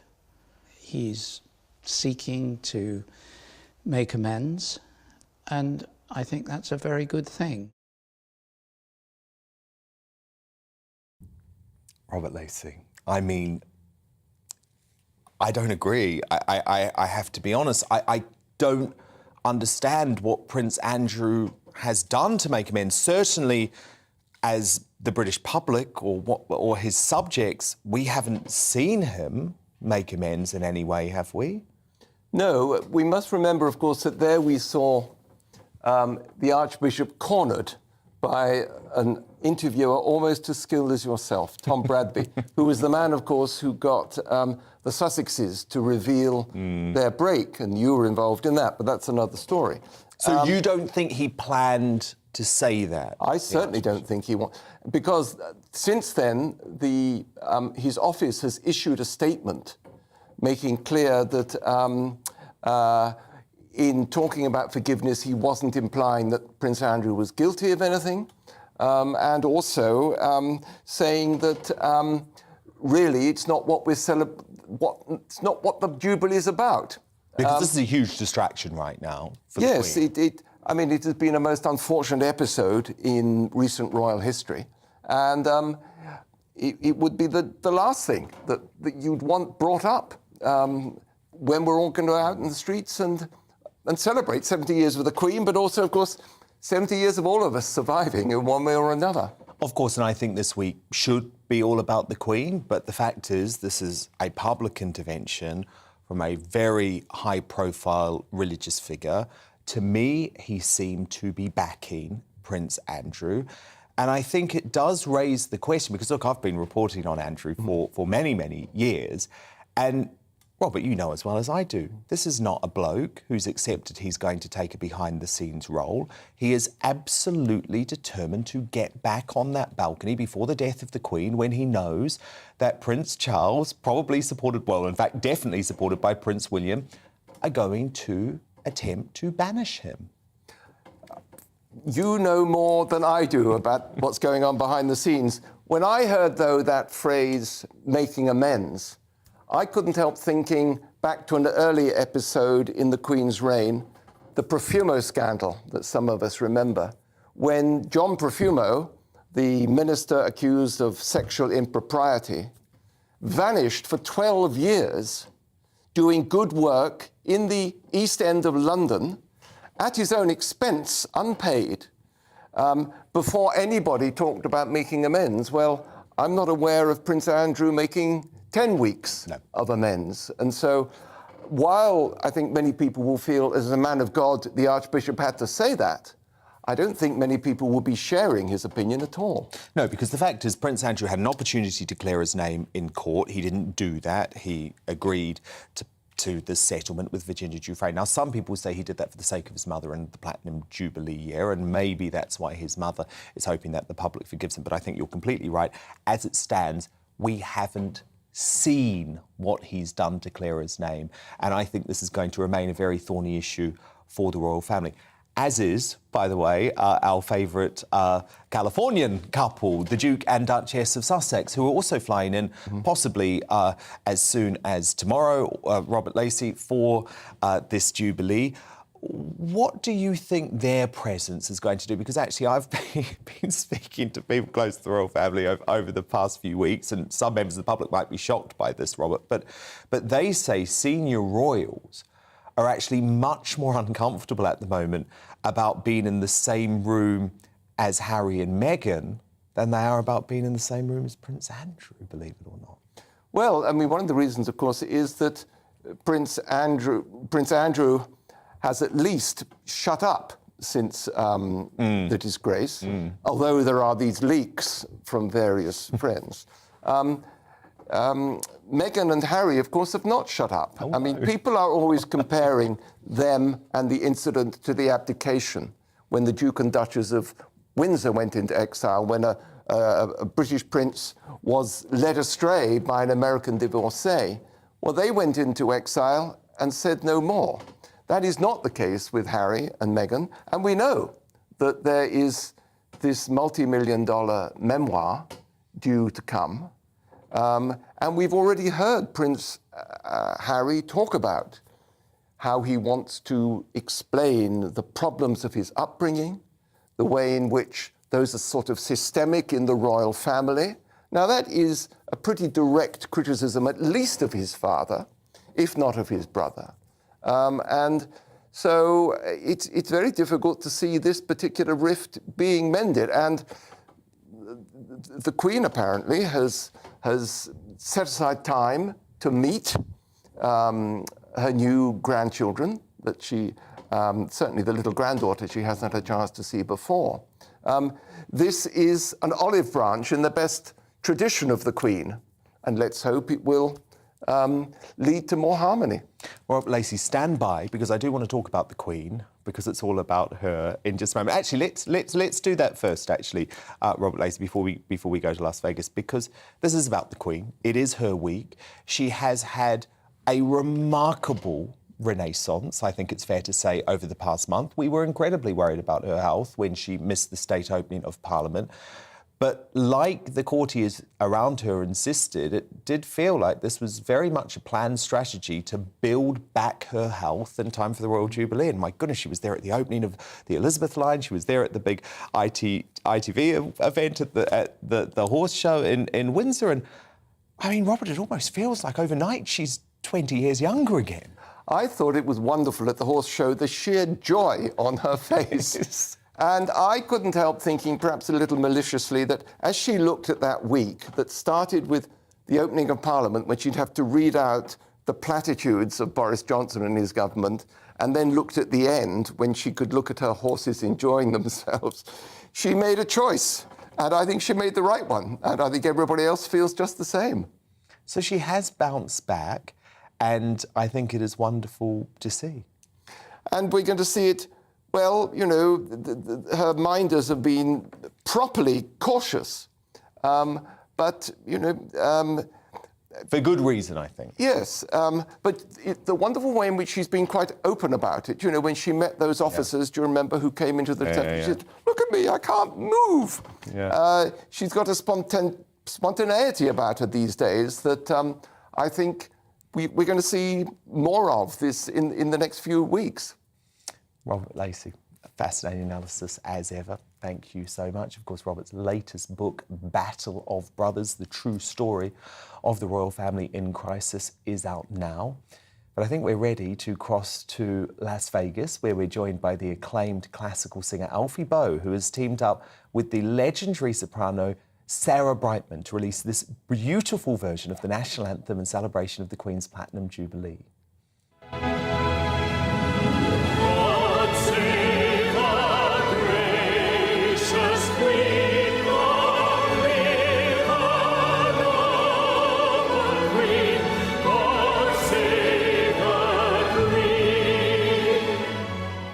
Oh, it's so beautiful, but it has ended up in a somewhat surprising chart battle with these guys. Take the Queen, the fascist regime.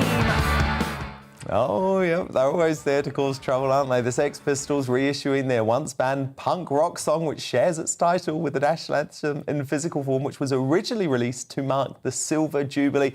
Well, look, Alfie, great to speak to you from Las Vegas. I have to say, I'm fully behind your rousing rendition of God Save the Queen with Sarah Brightman. It's beautiful. How did it all come about? Well, thank you so much, Dan. It came about simply because the record label and guys from the Jubilee Party, they presented the idea to myself and Sarah to team up and to do a rendition of the national anthem. And you know, when you get the chance and the opportunity to do anything to promote Her Majesty and to celebrate Her Majesty, then it's a complete honour. It really is for both of us. What does the Queen mean to you, Alfie Boe? Oh my goodness! Well, I've met Her Majesty a number of times, and she is the figurehead of our nation, and without her, I don't think the country would be what it is. You know, I believe that she adores this country, she adores the nation, she adores the people that are in it. She understands this country, she understands everybody that resides in it, and being one of those people, I respect her so much, and so yeah, it's a complete honour, like I said, to be involved in this celebration. And obviously, it's interesting you're in America at the moment. What's the view over there, Alfie? Are they excited about the Diamond Jubilee? Are they, the Platinum Jubilee? Are they talking about the Queen, or are they more interested in their countrywoman Meghan Markle, who's on her way? No, you know, I think they celebrate the royal family in general, and they celebrate England. Everybody that is over here, the American nation, love England and love the royal family, love Her Majesty. The first thing you get asked when you say that you're British, they say, "Have you ever met the Queen?" You know, and you know, it's I'm fortunate to say yes, I have. You know, but over here, there's a lot of support, a lot of celebration as well, even with the American people. Well, look, it's an absolutely beautiful version of the anthem. Thank you so much to star tenor Alfie Boe. And, of course, you can download that beautiful rendition, the duet with Sarah Brightman, on iTunes Amazon Music and across select digital streaming platforms too. The CD single is also available at select retailers. And come on, we've got to have the proper national anthem getting into the charts, not the Sex Pistols this time. But Dawn Neeson disagrees strongly with me on that. Now, coming up, have hate-filled lefty activists like those losers who hounded the Education Secretary killed off Free Speech University for good? Uncompromising political commentator Richard Taylor is fired up and uncancelled soon. But next in Media Buzz, does the Linton on Ouse migrant camp scandal prove that the Rwanda plan needs to be enacted immediately? My superstar panel return to debate that next.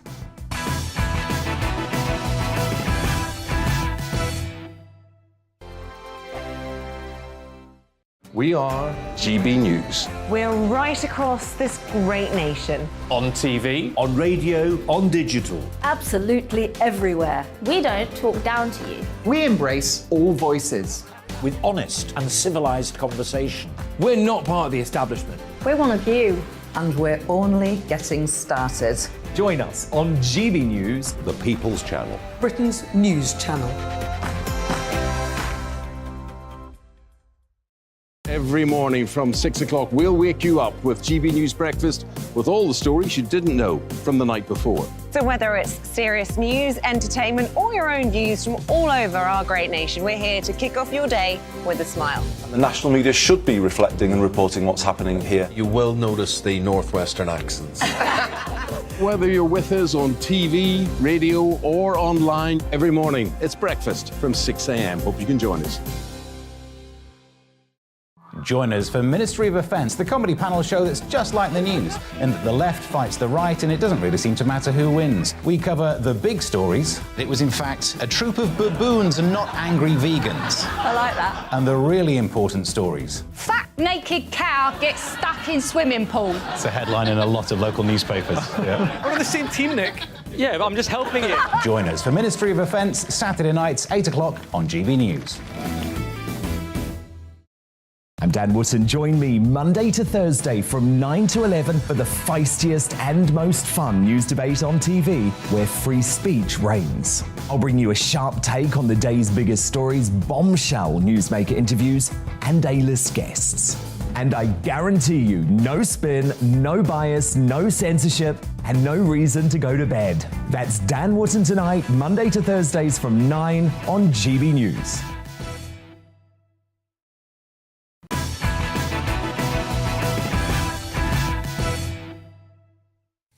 Let's return now to tomorrow's news tonight in our Media Buzz. Lots more front pages are in. The Daily Telegraph goes with Explain Partygate. Boris Johnson's own ethics advisor, Lord Geidt, has demanded an explanation from the Prime Minister, as he says there were legitimate questions about whether he broke the ministerial code. But according to the newspaper, Number 10 is planning a fight back with an economy-focused drive for the coming weeks. Elsewhere, unions have warned travel chaos at airports could get worse before it gets better. The Eye claims Boris Johnson has been phoning around Tory MPs, begging them not to put in no-confidence letters in a bid to save his job. Some Conservatives say the party whips have been deadly silent and should be doing more to help the PM stay in office. The Daily Mail hits out at rebels without a clue, handing in letters against Boris Johnson's tenure. It reports how the PM's cabinet have rounded on the reckless MPs plotting to remove Boris from office.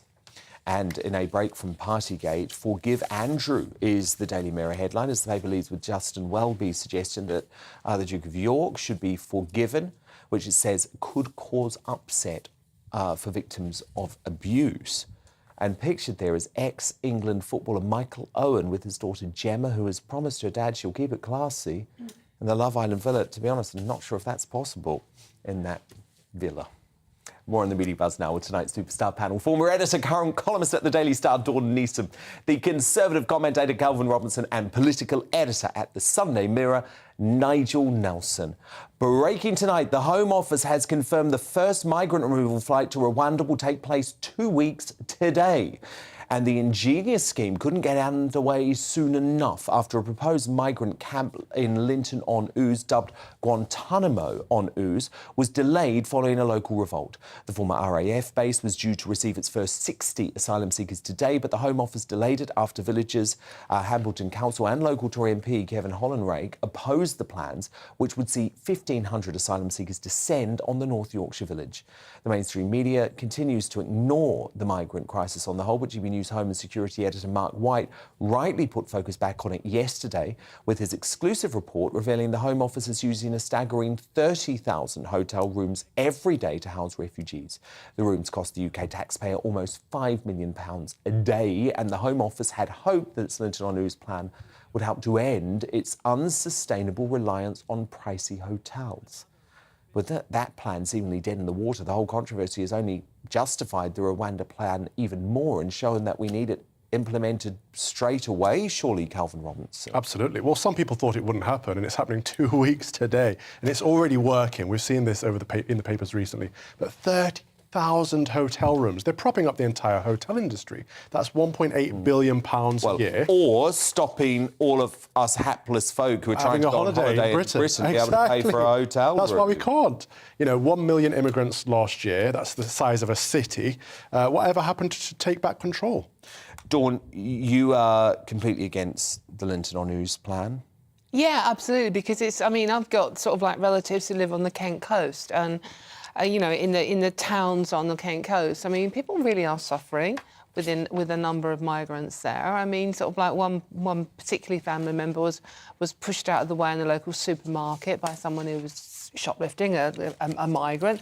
So, it's not pleasant. And the fact that it would have outnumbered villagers in this area is worrying. Obviously, there's a lot of NIMBYism, not in my backyard, and where do you put these camps if we have to do them? But, I agree with Calvin. Well, the thing is, Rwanda, it's not an ideal solution. I don't think anyone really thinks it's an ideal solution. And you're worried that legal problems are going to get in the way. That's why I was shaking my head, because I just know that he was saying, 2 weeks and they'll be the first flight. And you know it won't happen because there are going to be human rights lawyers getting involved, making more money out of it, that the taxpayer pays for, by the way, as well, at the end of the day.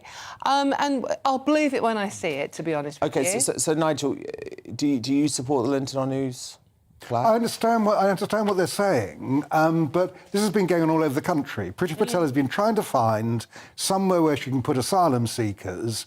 Wherever she finds a place like a disused old RAF base or an army base or spare land that's near a village, people object to it. It is NIMBYism. I don't blame them for objecting. It would it is uncomfortable to find you would have, in the case of Linton-on-Ouse, 1,500 single men on your doorstep suddenly. It completely changes the fabric of the town. And we saw in that report from Mark White, by the way, that some where else do they go? These illegal migrants and Rwanda's not the answer. Hassling young women on the street. Yeah. Surely the solution is not to let 1,500 young men cross the channel in the first place. Well, yes. Well, if you do that, that would be fine. We would solve the problem. Right. But it's the Rwanda plan, Nigel, potentially. But the Rwanda plan won't solve the problem. You're talking about already. Well, if it works, it will solve the plan because, look, 300 going a year. Yeah, but it's not about that. It's about the deterrent because in Australia, sending people to their camps on foreign islands literally stopped the boats, which was streaming into Australia within 2 years. But people are streaming across at the moment. We're talking about 7,000 so far this year, 28,000 last year. I don't think they believe that we'll actually send anyone to Rwanda. Well, they're obviously very determined about it, but the whole point is that if they can get across here and make an asylum claim, they still think they would have a chance. The problem really... And right now they do have a chance. The problem at the moment is that we can't stop people making a claim, no matter how they travel here. So they can come in at Gatwick if they can get in, and they can come across the channel. Under international law, they are able to make an asylum claim. What we should do is allow people to make that claim outside Britain. Yes. And if they were to do that, we could look at refugee camps or whatever. If they were able to do that, that would deter people crossing the channel if there was a different route to get to get to Britain. That makes perfect sense. I do agree with that, but no one seems to have made that work. I mean, I don't understand why. We're doing with Ukrainians. Huge amount of spurious asylum claims. Of course it would, but if you assess them properly and fairly, then they would be turned down and they wouldn't come. Yeah, who's going to do that? Our civil service? I can't see they're all anyone working from assessing home at the moment. Well, yes. We need to get them back we need a on. strong naval force preventing boats from crossing the channel illegally. If you can prevent them, I'm not sure about the Navy, but anyway, if you can prevent them, all well and good. But we're now doing it with Ukrainian refugees. We're able to process them out of country and then bring them over to Britain. The same thing would apply with any other asylum seeker, and also the same rules apply. Some would get in, some wouldn't, but probably about 1 in 2 wouldn't get in, in the same way as it is now. Now, you may have heard of a kangaroo court, but it turns out the mischievous marsupials have started taking the law into their own hands. So let me show you the extraordinary moment down under where 59-year-old Cliff Des from New South Wales got into fisticuffs with a kangaroo gone rogue. Now, fortunately for Cliff, he's an ex-boxing coach.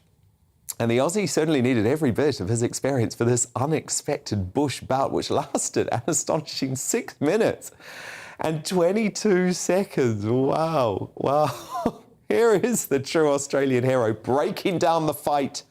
Look at him. Look at him. Look at him. That kangaroo. I thought they were docile creatures. Anyway, here's Cliff breaking down the fight in his own brilliant Aussie ochre words. My dogs were barking just last week there, and I went out to see what they were barking at, and there was a 6-foot buckaroo in a bad mood trying to rip my little dogs out of the yard. Next thing you know, I slipped over and it's jumped on me back, and I picked up a stick that was fortunate enough where I landed was a stick, so I fought it off with a stick, and after 3 whacks with the stick it snapped like a carrot. And then I thought, well, this thing means business. It's going to mongrel me real good, so I took it to the ground. It's the only way I could deal with it. And I suppose if I hadn't, it would have been a lot worse. Good on Cliff. So eventually Cliff jumped off the kangaroo to run away. So I think we'll call it a draw. Dawn Easton, Calvin Robson, Nigel Nelson, do stand by because coming up the crowning moment of the show as we reveal today's greatest Britain and Union jackass. But first, as trans radicals aggressively heckle Education Secretary Nadeem Zahawi because he supports basic biology, are Be Kind campaigners guilty of whipping up the so-called hate they claim to fight against? Richard Taylor will give his uncompromising take on those ugly scenes in Uncancelled straight after we take a very quick look at what's coming up in tomorrow's show. Coming up on Dan Wootton tonight, will Sturgeon's holier-than-thou attitude and entitlement be her undoing and sink her independence dream? The new chairman of the Scottish Tories, Craig Hoy, is taking a stand for ordinary Scots who don't buy into the First Minister's cult of personality. He'll join me live. Plus, former Margaret Thatcher aide and Conservative commentator Niall Gardner is with me for expert analysis ahead of the Diamond Jubilee. And there's unfiltered opinion from US superstar journalist Megyn Kelly, columnist extraordinaire Rod Liddle, and my superstar panel, the media personality Christine Hamilton, the entrepreneur and activist Adam Brooks, and the broadcaster Ashley James. That's Dan Wootton tonight, Monday to Thursday from 9 p.m. till 11 p.m. on GB News. But it's time now for Uncancelled.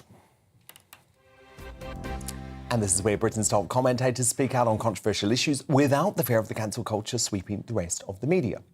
Nadeem Zahawi was heckled and hounded off a university campus by trans radicals after they accused him of, quote, inciting hatred by defining women as adult human females. Around 30 anti-free speech activists targeted the Education Secretary while chanting Zahawi is a transphobe after he was invited to speak to students by Warwick University's Conservative Association on Friday. Look.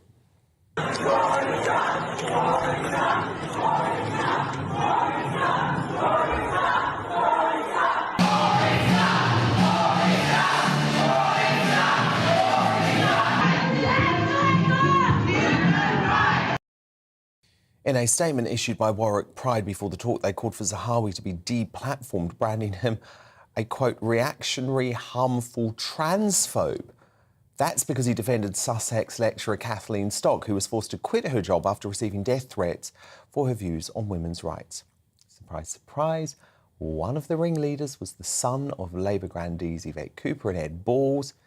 And we all know what Labour thinks of women's rights these days, don't we? The political commentator Richard Taylor joins me now. Richard, does this mean that free speech is essentially dead at universities these days? Well, it seems as though it is, Dan, because it's becoming more and more apparent that these lobbyists and activists for the trans in particular, as we've seen what happened to Nadeem Zahawi there recently, because he simply called defining a woman as an adult human female, which is what a woman is. Look, these trans activists have completely lost the plot, and they are doing more damage to women's rights than anybody else in history. We've seen this with J.K. Rowling, Sharon Davis, former Olympic swimmer, was speaking out for the rights of women, and yet you have these trans lobbyists for some reason who think that it's okay to, listen, I'm all for protest. I love a good protest, don't get me wrong. But when it comes to protest, it has to be in the right context. And in this context, they are complete lunatics. It is as simple as that. They cannot understand that a man has a penis, a woman has a vagina. Well, your biological sex is what you're born with, that is it. But no, it's not good enough for them. They want to be able to push their agenda on us. And we're seeing it in our education system now, with lots of things happening in curriculums that's changing in schools. And we are bowing down to this idea that we cannot offend people by saying a woman is a woman and a man is a man. What's going on the planet? It's absolutely ridiculous and absurd, Dan. Well, I completely agree with that, Richard. I completely agree. But what is most shocking about this is that this group of lefty zealots don't even feel it necessary to hear from the Education Secretary. He went to the university. He was prepared to have a back and forth. I've actually seen him tweeting about some of his exchanges where he said actually they were respectful, but they don't even want to give him that opportunity, Richard. They believe he should be deplatformed, cancelled. And this is the problem with the hard left today. They don't want to debate the issues. Yeah. Well, yeah, Dan, it's right. It's the be kind group, isn't it? And the be kind have become the unkind group, and it divided society. True. They're the ones. They're the very things that they accuse us of. We've constantly seen this, and it's happening in society more and more than ever before. And I'm afraid that, I can't believe that I'm actually supporting Nadeem Zahawi. I'm not a great fan of the Tory cabinet, by the way, but on this occasion, I really am. I'm like, the guy stood up to give a lecture in a university talking about, the issues that he was dealing with, and you've got these activists coming there saying he's transphobic. Well, I am as well then, because I believe that women are women and men are men, and that women are adult human females. I believe that. So does that make me transphobic? Well, if it does, according to this group, it does. It does. And there is, Richard, actually a growing sense now that people who are just prepared to state a biological reality should embrace the terms. Fine, call me a TERF. Fine, call me a transphobe, because actually we're just stating basic science. If you want to put some other label on it, go ahead. If somebody's sexuality, they want to question it and their gender and they want to transition, that's their choice. I support people's free choice, Dan. But the issue I have as well with this big debate really on the stuff we're talking about tonight is the simple reason that we're seeing it happening in our schools, and children are being taught as if it's a normal part of growing up. You don't have to identify as a woman or a man. You're born as a baby, but you're neutral. No, you're not neutral. You're born as a male or a female. Yeah, and that's very troubling because it's changing just the whole ask Robert Winston. Absolutely, it's trying to change something else, and it's common sense. And we've had centuries of this. It's not a religious thing. It's not a historical. It's just a fact of life. Biologically, you're a male or you're a female. That is it. Just accept the facts. And it's causing a lot of confusion, I feel, in a lot of people's minds, especially children, where they've been indoctrinated in schools from this left wing, and it is by the left wing mainly, and we've seen it with Labour supporters massively, seen it here in Wales, where you can't offend people by saying, no, listen, if you're a man, you can't compete in a woman's sport. Right? It's called cheating, and that whole argument for me is just ridiculous. And what happened with Nadeem Zahawi today was an absolute disgrace, and they should be ashamed of themselves. Well, indeed, because look, I would say universities have always been a hotbed of far-left activism. Let's be honest, Richard, most people leave university, get into the real world, they see sense and they feel a little bit embarrassed about their hardcore university activism days. But what my issue is, Richard, is that these days, these folk want to shut down debate. Universities always used to be where debate took place. That was the whole point. Argue your case, absolutely. But these days, they want to deplatform. And for me, that's where I have such an issue with this. Yeah, because we've seen this religion of wokeism when we infiltrate, and I think Calvin, one of your guests, panelist, a friend of mine tonight, has mentioned this quite a bit, over the last few years. We've seen it enter into the whole, arena, and I think it's been a huge problem and a challenge because then it doesn't give any parity or balance to what is real, and people are getting very confused, and I think our education system should be there to teach children, the most important facts, respect other people's opinions, exactly. People... Exactly. And you can have your view. Fun.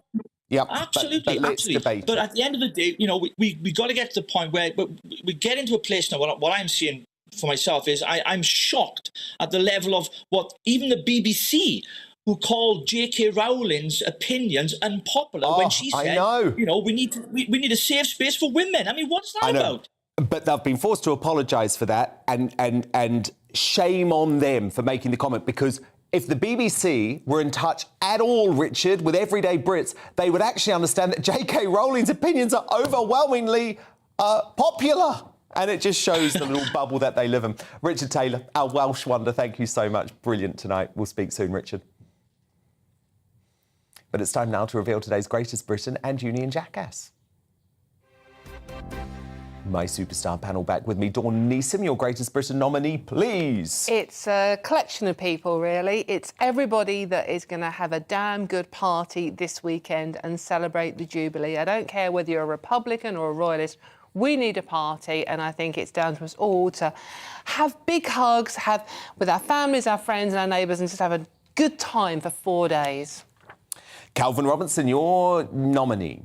The Reverend Canon Dr. Robin Ward. He's the principal of my college, St Stephen's House, Oxford. He's the only person of influence in the Church of England who's backed me throughout this mess. I received my final report from him today, very positive, and he has recommended me for ordination to the diaconate. Congratulations, Calvin. It's good to hear you do have support from some folk within the Church of England. Nigel Nelson, your greatest Britain nominee. This one's not going to win, but I'm nominating Andrea Leadsom for having the nous to call out Boris Johnson on Partygate and the clout to get more Tory MPs to get rid of him. OK, well, I'm going to go for Dr. Robin Ward for supporting Al Calvin. Good on you. Very good priest. Good on you. Union Jackass time now. Dawn Neeson, your nominee. Right, this is going to go to the BBC, not for the first time, for altering gender in a trans rape case. That basically, on a BBC News website, they printed the testimony of an alleged rape victim, and she was using the words he and him, and the BBC, in their infinite wisdom, changed it to they and them. So basically, in the BBC's mind, misgendering somebody is a worse crime than rape. That's like the Ricky Gervais sketch, isn't it? Exactly like it. It's just insane, absolutely insane. Calvin Robinson, on a similar theme, I think. Stella Creasy, because just when you think Labour are forgetting about this, she brings it all back up again. And she's confused. She thinks that women can have penises. Why? It's basics. It's basic biology. Men have penises, women do not. I've never heard the word penis so much. I know. Radio and TV. Can't we blame the Labour Party for that, Because if they weren't so mad on this issue, we wouldn't have to keep using the P word. Nigel Nelson, your nominee. It's John Lydon, and for being rotten about the film director Danny Boyle on TV, which shows he hasn't grown up in the 45 years since the Sex Pistols had that sort of foul-mouthed tirade on TV before. I don't want him to grow up. I'm actually desperate to see this. I'm desperate to see this. I know Dawn's very angry with that nomination. So let's watch and we can make our own minds up. Also, Danny Boyle has previously said, I love Lydon for what he does, and I don't want him to like it. I think that he has an absolute right. Why would you change the habit of a lifetime? That's what Danny Boyle says. Sorry for... Apologies for language. Yeah, Johnny, sorry can we about just focus on Focus on Johnny. Well, this is it. Can we focus on what you're doing now and the music you're still performing and the anger and the passion is still there? Oh, yeah. I'm sorry, Dawn. I'm actually with Nigel Nelson on this. That's just immature. What did he say? That's a first. I don't even want to know what he said. It's immature, pathetic behaviour, and he should just grow up. But I'm actually, though, for a much more serious issue, I am going to make the BBC tonight's Union Jackass, because I think what they did in that article, as brilliantly described by Dawn, is just a complete disgrace, and it shows the moral crisis going on at the heart of our public service broadcaster, and it's a real concern. Dawn Neeson, Calvin Robinson, Nigel Nelson, thank you so much for being my superstar panel tonight. I've very much enjoyed it. Of course, I'm back tomorrow night from 9 p.m. Headliners is up next, though, so don't you go to bed quite yet. Good night. Hello, it was another very showery day across the UK on Tuesday, and it's more of the same as we head into Wednesday then, with a mixture of sunny spells, scattered showers, but it will turn drier from the west. If we look at the pressure pattern then, you can see the reason why. Low pressure centre right across the UK on Tuesday, and that's still hanging around as we head into Wednesday. This occluded front here, that's going to bring some more organised showery rain southeastwards as we head through the night. So we can pick up on it here across Northern Ireland through the evening, and that will spread its way southeastwards into Wales and the Midlands. Elsewhere though, many of those daytime showers will tend to fade away. Still some affecting northeastern parts of England, but elsewhere largely dry. One or two mist and fog patches developing across England and Wales. And under those clear skies, it will turn quite chilly, with temperatures falling to 5 to 9 degrees Celsius. So we pick up on that showery rain then to start the day on Wednesday, affecting central parts of England, and that will continue to track its way eastwards.